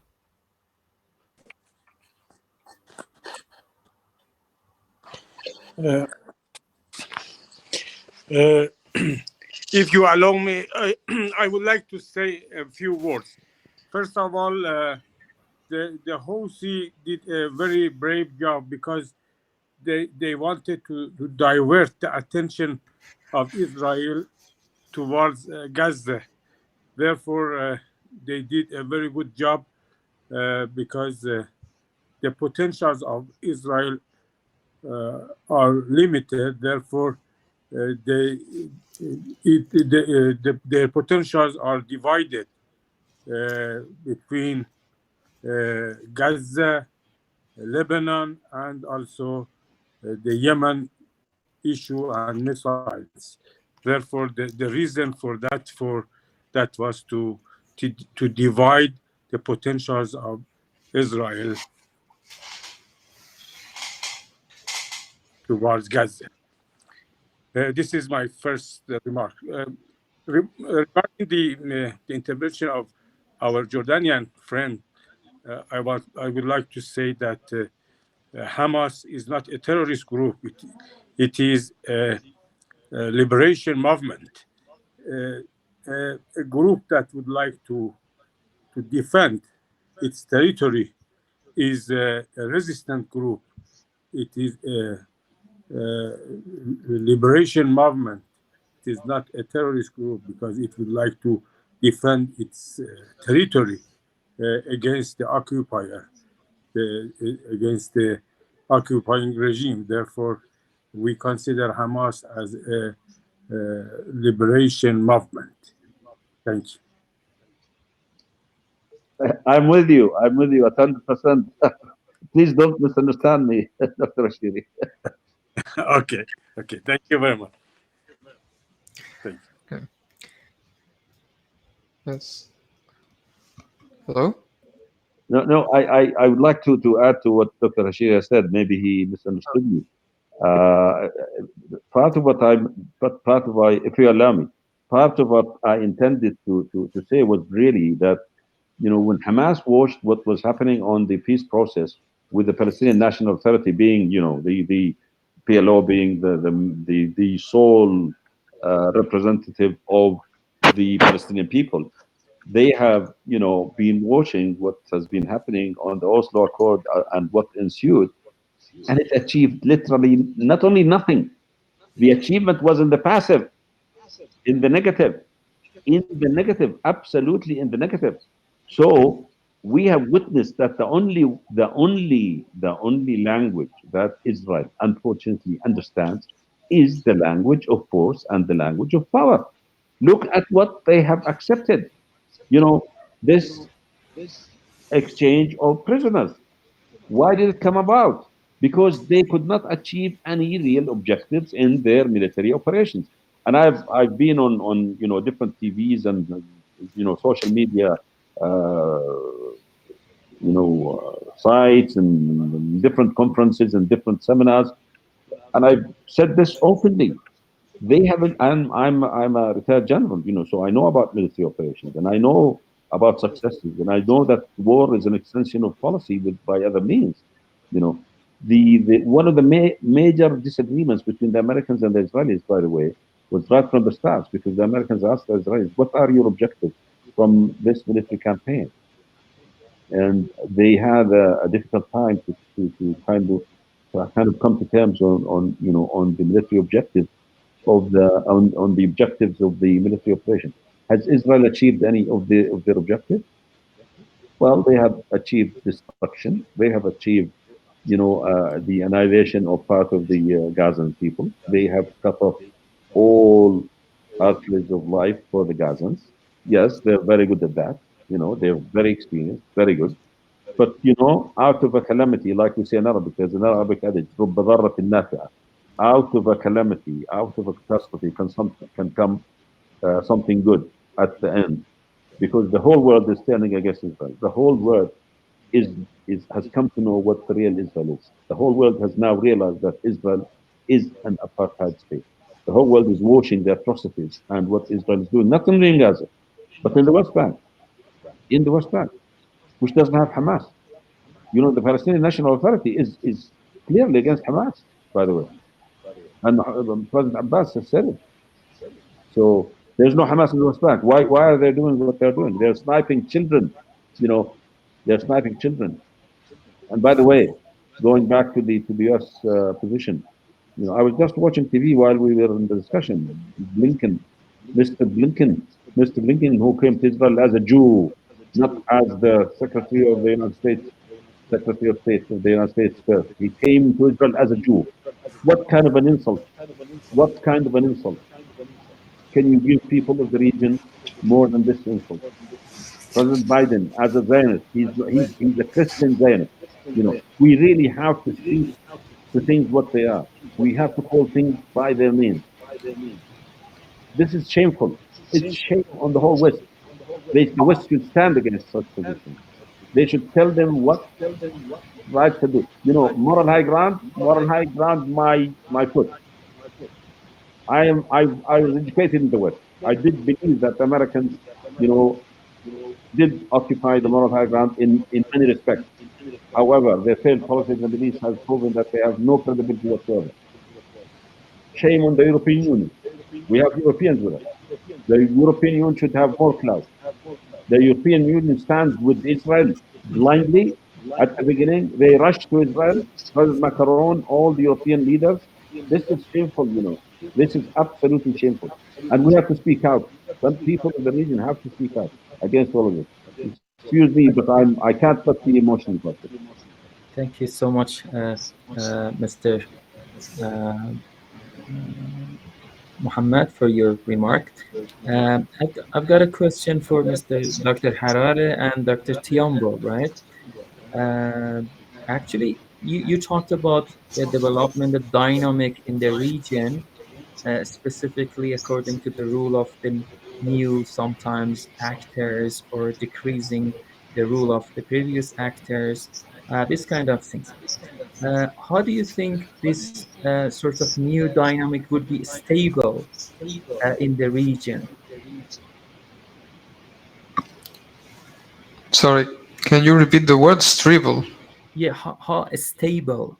How this, stable. Okay. yeah, how this development can continue? Is there any potential to see a kind of this dynamic be stable in the region? Well, okay. Well, if it's okay, I will answer, because I also have the pending question from before from the other colleague. So going first to the question, the Houthis. Sorry for the delay in replying. I agree with you. The Houthis are part of this so-called axis of resistance, and I was not trying to put it outside the axis. I just decided to have a specific section on the Houthis because I consider, as Dr. Dehshiri has also pointed out, that their action, or a position and action during the conflict from since the beginning after 7 October has been quite different to the other members of the axis of resistance, and has been even more challenging towards the Israeli position. And I will just point out some of these differences. The first one is that they actually cannot do the same thing from the militia groups that are in Syria and Iraq. First, because of a geographical limitation, and actually they are not able to operate. They are not willing to operate there, because the focus was other, basically the situation in Gaza. And this is actually linked with two things. One, the attempt of the Houthis to actually expand their activities outside the immediate field work or field of battlefield, let's say, of Yemen. So they are actually trying to present themselves as a more high rank or more disseminated group in this sense, let's say. And second, because also they want to, or they have been trying to be seen, not only now, but this is also comes from some time already, to be an independent actor vis-a-vis Tehran, in contrast with other proxies from Iran. I mean, I'm comparing it with Hezbollah. In this sense, the Houthis has always tried to, and have been trying to differentiate themselves in this way to be seen more independent. So these are the reasons why I set them in a different category, let's say. But I mean, for sure, they are part of the so-called axis of resistance, and I'm not putting that into question at all. And regarding how the question made by Dr. Bagheri, I think, yes, regarding for the dynamics and how they are, if these dynamics are stable. I mean, I don't know any dynamic in the Middle East that has been stable in the long run, not ever. It's a very volatile region, prone to several changes, subtle and swift changes. So I wouldn't. I mean, I wouldn't make a prognosis in that sense. What it's clear for me, at least, is that the let's say the rapprochement between the two traditional camps, let's say, as Persian and Arab, it's taking place in a swift mood. Like it will continue happen. I mean, I don't see that break up anytime soon, unless the United States decides to behave like in the 1990s and early 2000s. But I mean, I don't see the United States doing that anytime soon. Something that might change the position of some Arab states and Arab states in the Gulf. And what the key question would be basically how both Iran and Arab states will be, will approach. I'm putting outside the equation the Turks, how they will approach the Israeli-Palestinian conflict in the future. Will there be a cohesive position between the two of them? Will there be a cooperative relation between Arab states and Iran on the Palestinian issue? I mean, this is something that still needs to be answered, I think. Okay, thank you so much, Dr. Harare. Dr. Tiambu, would you like to answer my question as well about the stableness of this situation? Do you see any potential for such continuity in the region? I mean, in terms of the importance of some specific active sort of actors in the region. For example, the Qatar is playing a role. Iran's importance is rising up in the region. You talked about the decrease of United States of America's sort of investment in the region, specifically in the long term. I try to answer the question in this way, and before I raise my own questions for other panelists. Okay. I think we as people study Mid East and especially Palestinian cause for a long time, I have a very strong impression that there is a lot of talk.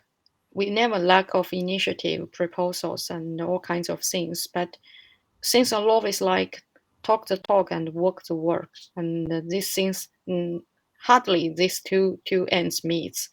I think at present the most important thing is try to deliver some results, to build some real mechanism to deliver some things.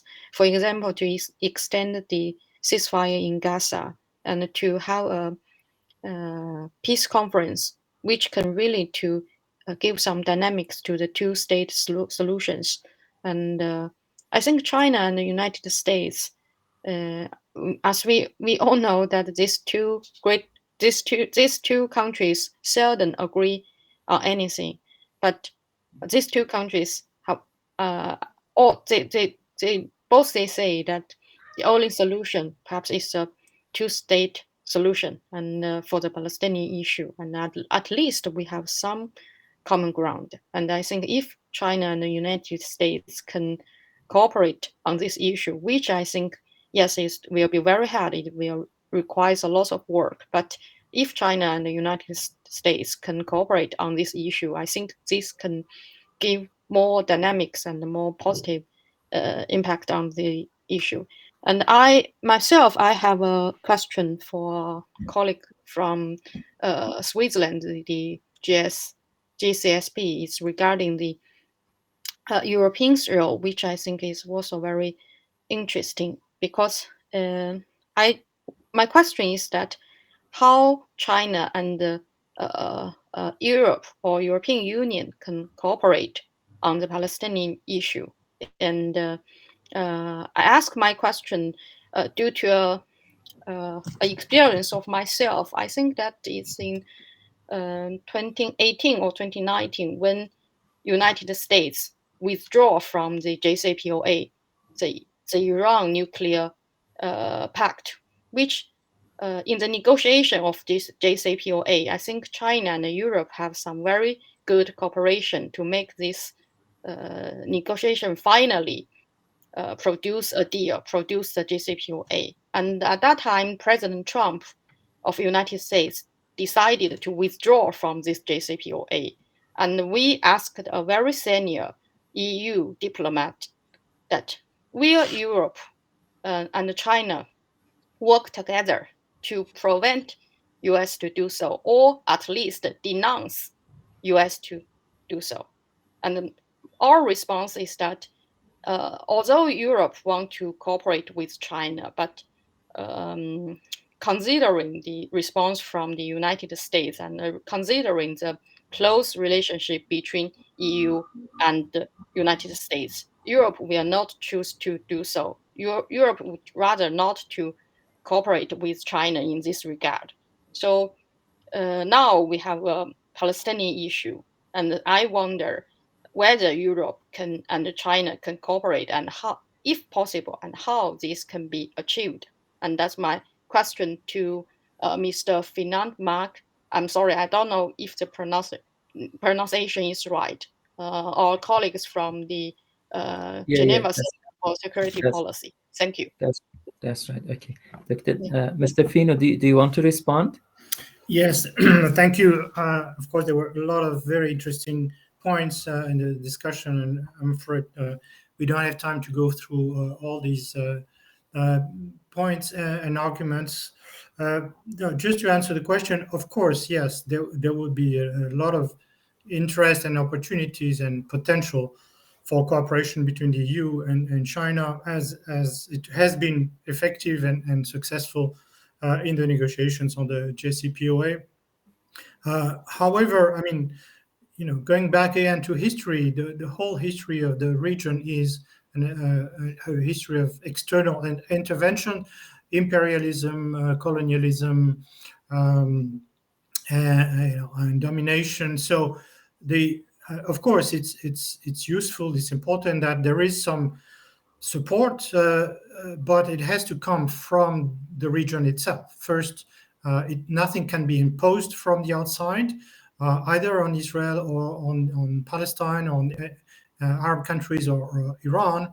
They all have to assume this historic responsibility to take a step towards peace solution. And of course, I agree that the only realistic one is the two-state solution, because the one-state solution cannot be accepted either by the Palestinians. They don't want to live together with Israelis, and by Israel, because they don't want, again, to live together with the Palestinians. And no one wants to take the chance of a demographic change that could change the internal balance.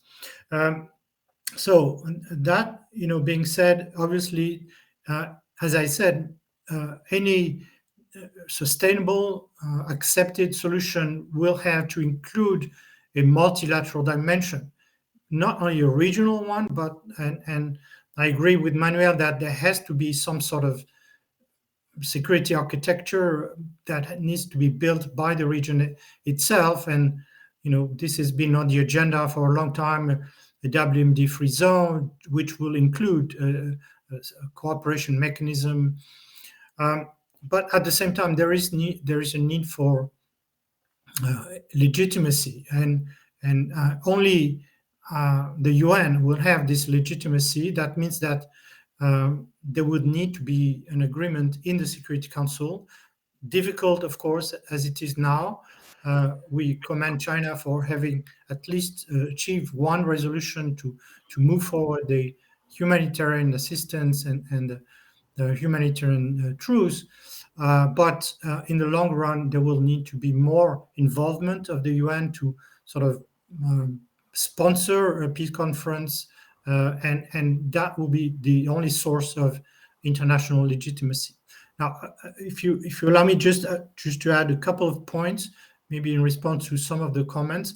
First, we have to be careful, and I'm really calling for a lot of restraint. And I agree. I accept there is a lot of emotion from people from the region, and perhaps it's easier from people outside the region to talk more, with a calm approach, more of an objective approach. But let's be aware of, of the consequence of the words, semantics, the rhetoric. Of course, it's not new that we have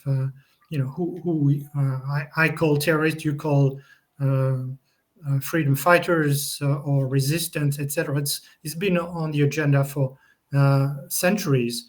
But let's be aware. And if you deny any side the right to exist, they will apply the same approach to you.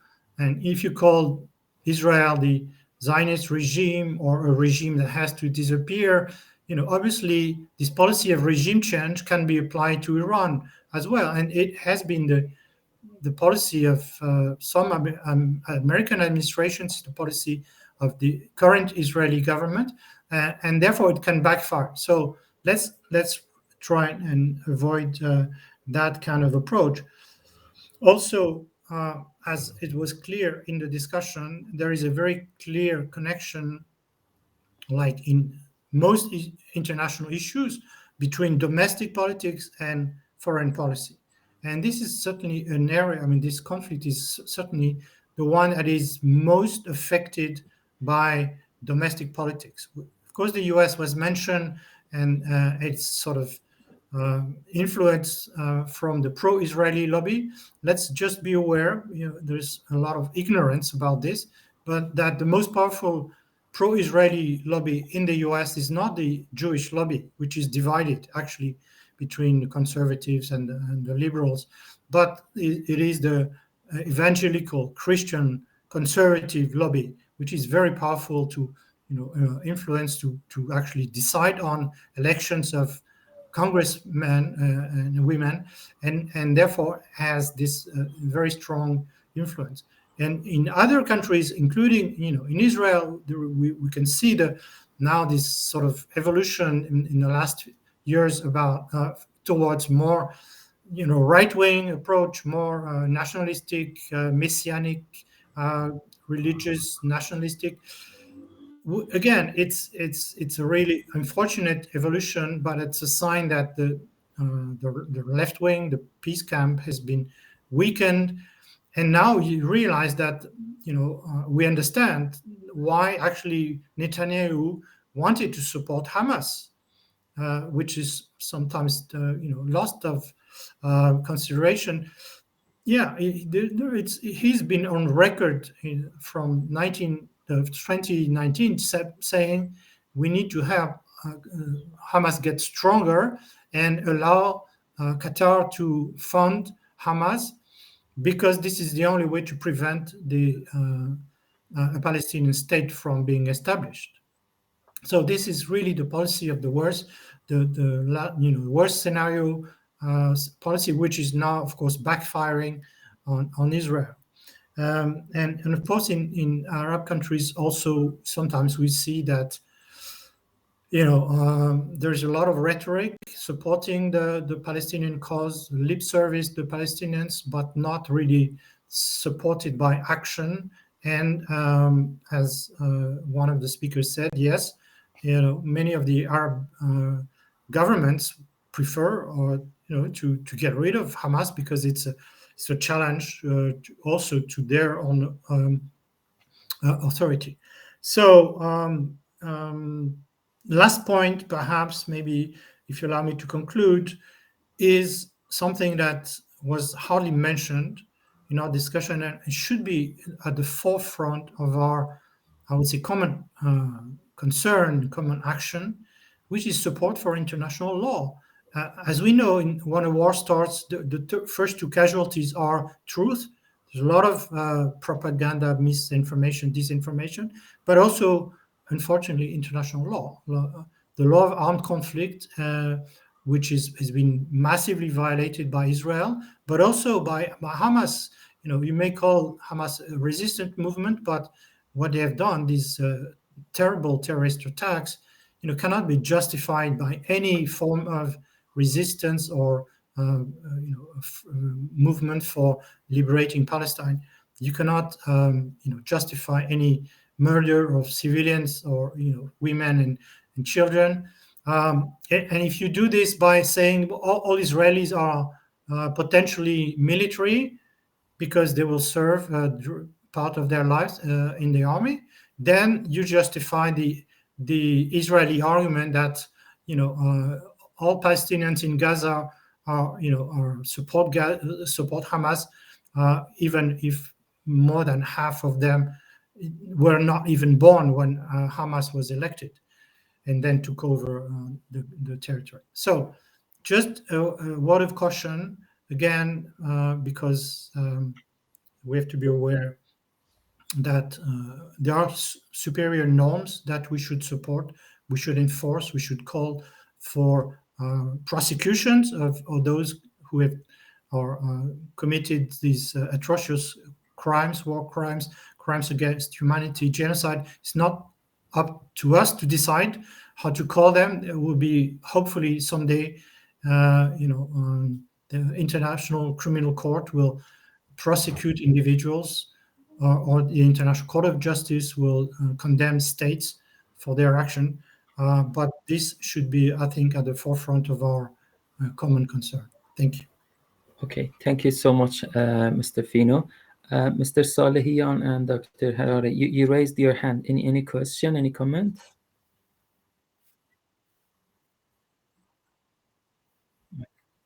Okay.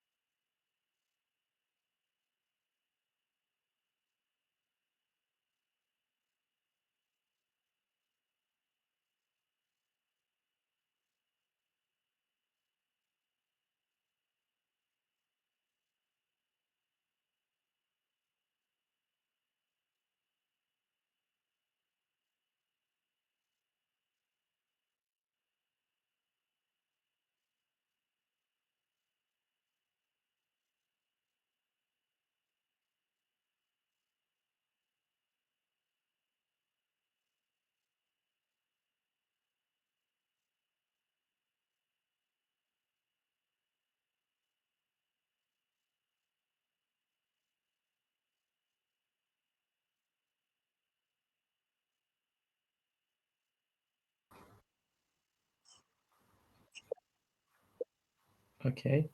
Are speakers in Europe, any comment about the pro-Palestinian sort of movement, the rise of pro-Palestinian movement in the EU countries? Dr. Harare, maybe you want to? Yes, just a quick comment on that. Yes, there is the pro-Palestinian movement in Europe exists. It's quite, I mean, traditionally and even today, let's say, it's supported mostly by younger people and additionally left-wing parties.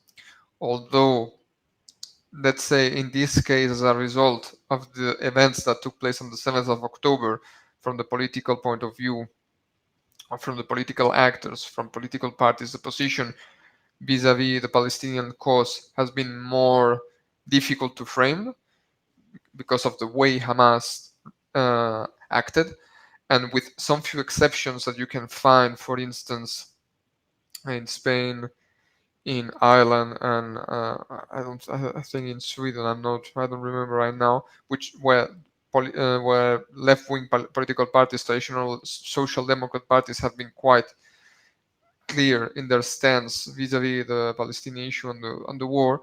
The other social democrat parties in Europe have adopted a quite cautious approach. Particularly, as I said, most of the reason for this is the way Hamas acted on the 7th of October. That has been the reason.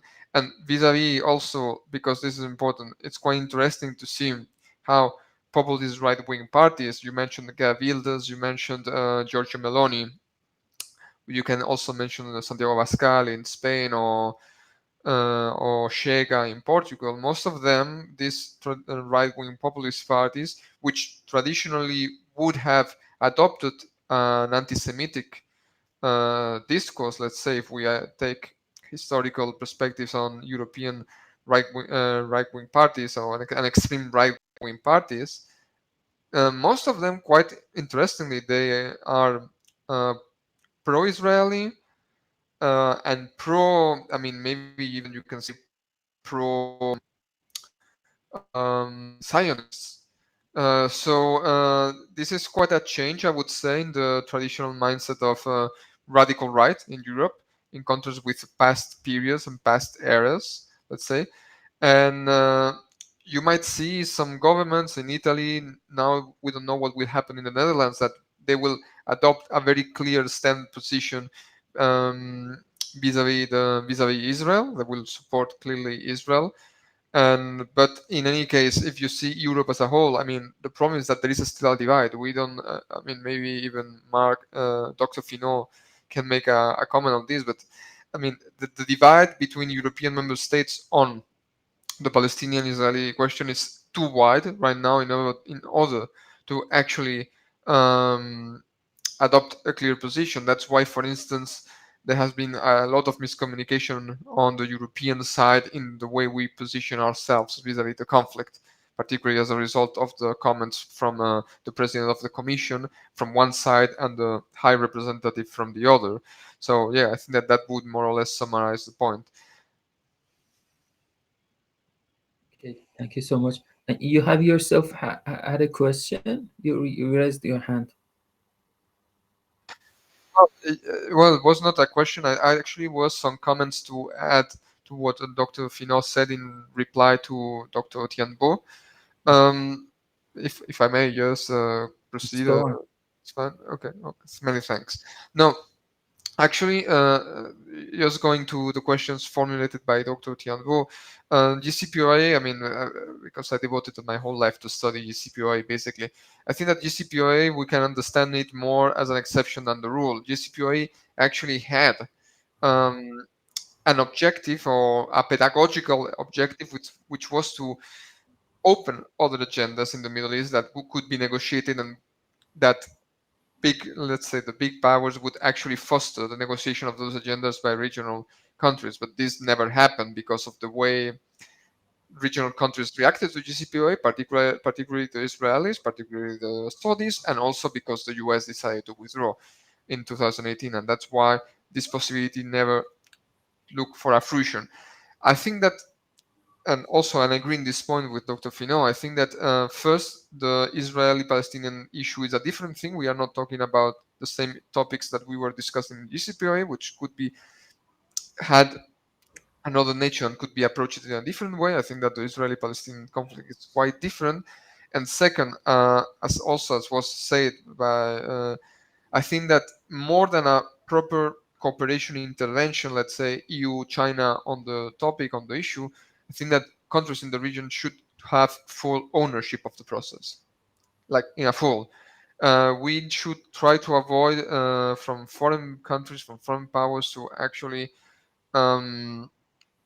try to guide this process. It should be an impeded, regionally born process with support from, let's say, institutions as the UN system, although I'm quite skeptical to which extent that this could happen. I mean, we see what's going on with the weapons of mass destruction free zone negotiations, which have been quite limited as a result. And this we would be talking about something even more complex than that. So, I mean, that's why I'm quite skeptical about doing things through the UN system. But in any case, the initiative should come from the region. Should not be a foreign initiative to put forward this agenda. That's for sure. Yes. Okay, thank you so much. Very, very good comment. Okay, I think our time is up and we have to close our session right here. Is that right, Mr. Afshani and Mr. Salhian?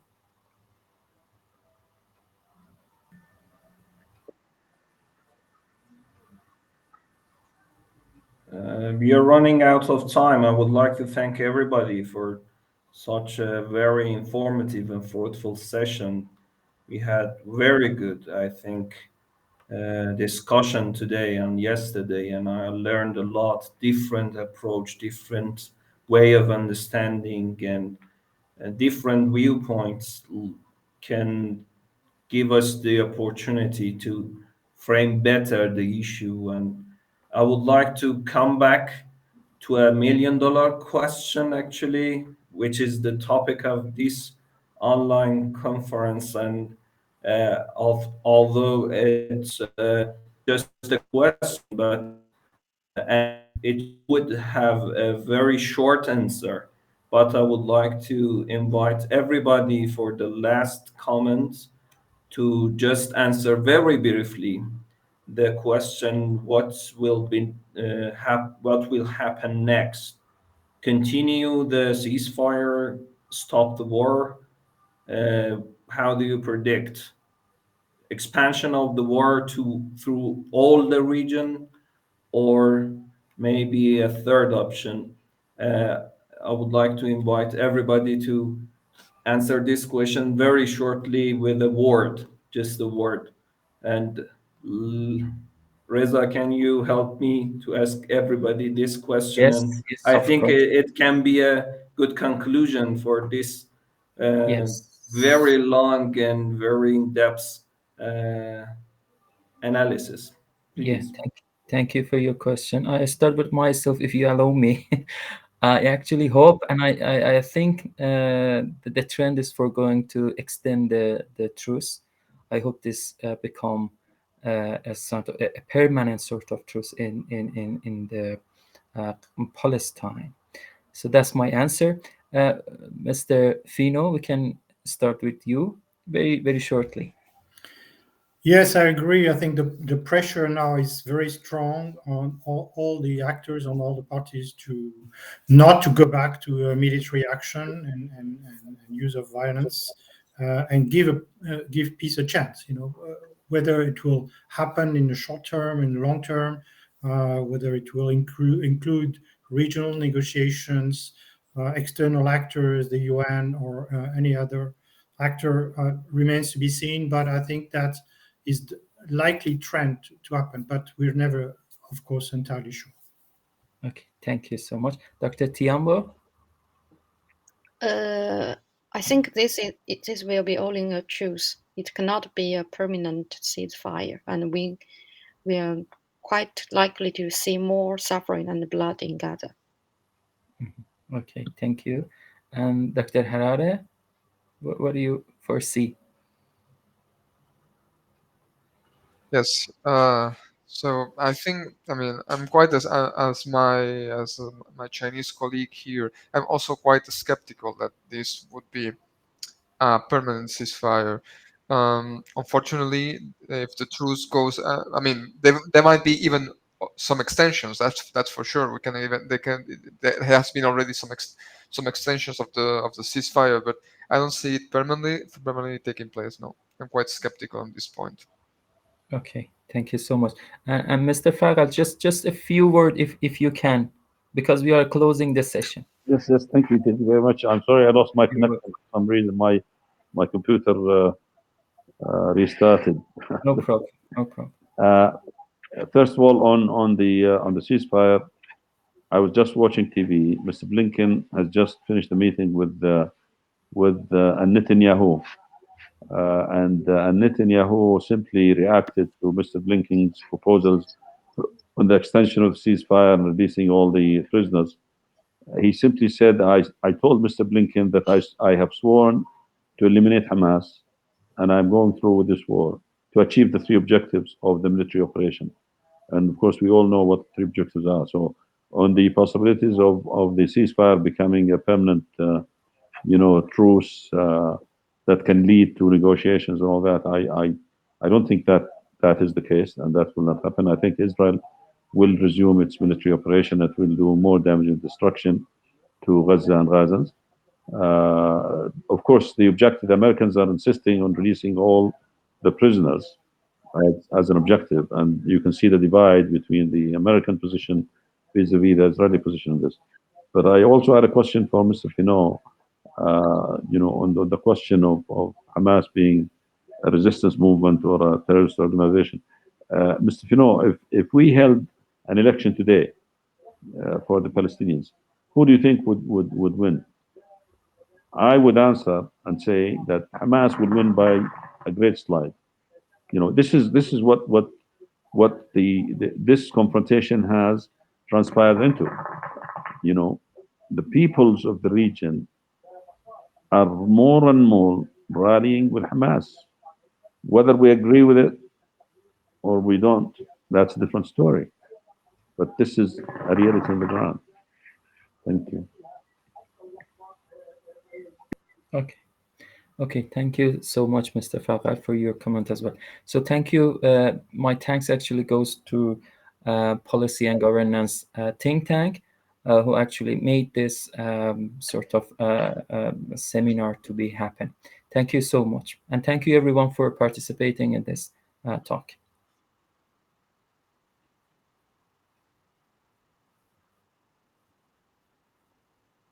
You're welcome.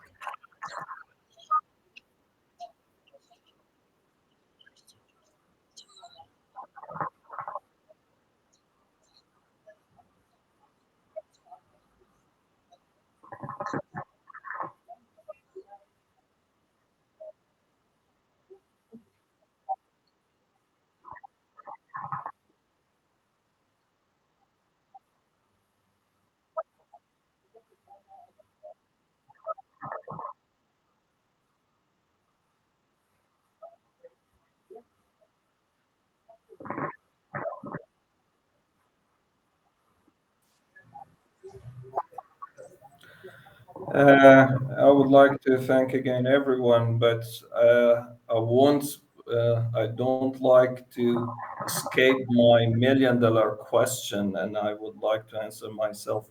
Let me act like a gambler and take the worst scenario. I think if you have some assumption that the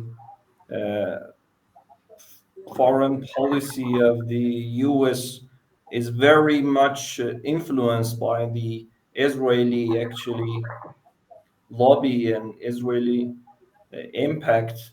At this time, when you look at the US, you see a failed actually and lost election, upcoming election. I guess that Biden doesn't have any chance to win that election. And because of that, when you look at the history of international relation and the history of the wars, let's think more and doesn't estimate that all the decisions and all the decisions are made by on the basis of rationality. I think this time uh, they are not the actually political leaders who necessarily follow the rationality to choose their options. And I think uh, every escalation and tension and expansion is on the table. I think it's just a prediction. Thanks everybody, and yes, we can wrap up the session and wish everyone the best every corner of the world. I would like to excuse our Chinese colleagues, which we made them work until late. It's I think 10 or 11 at Beijing, and let's keep in touch. Let's have these kind of platforms to talk more and more at the level of experts and scholars, because we have the most actually goal on our shoulder and duty to stop every war, stop actually every person, children, women, everybody away from the being killed and keep them alive, because we are here as political students and political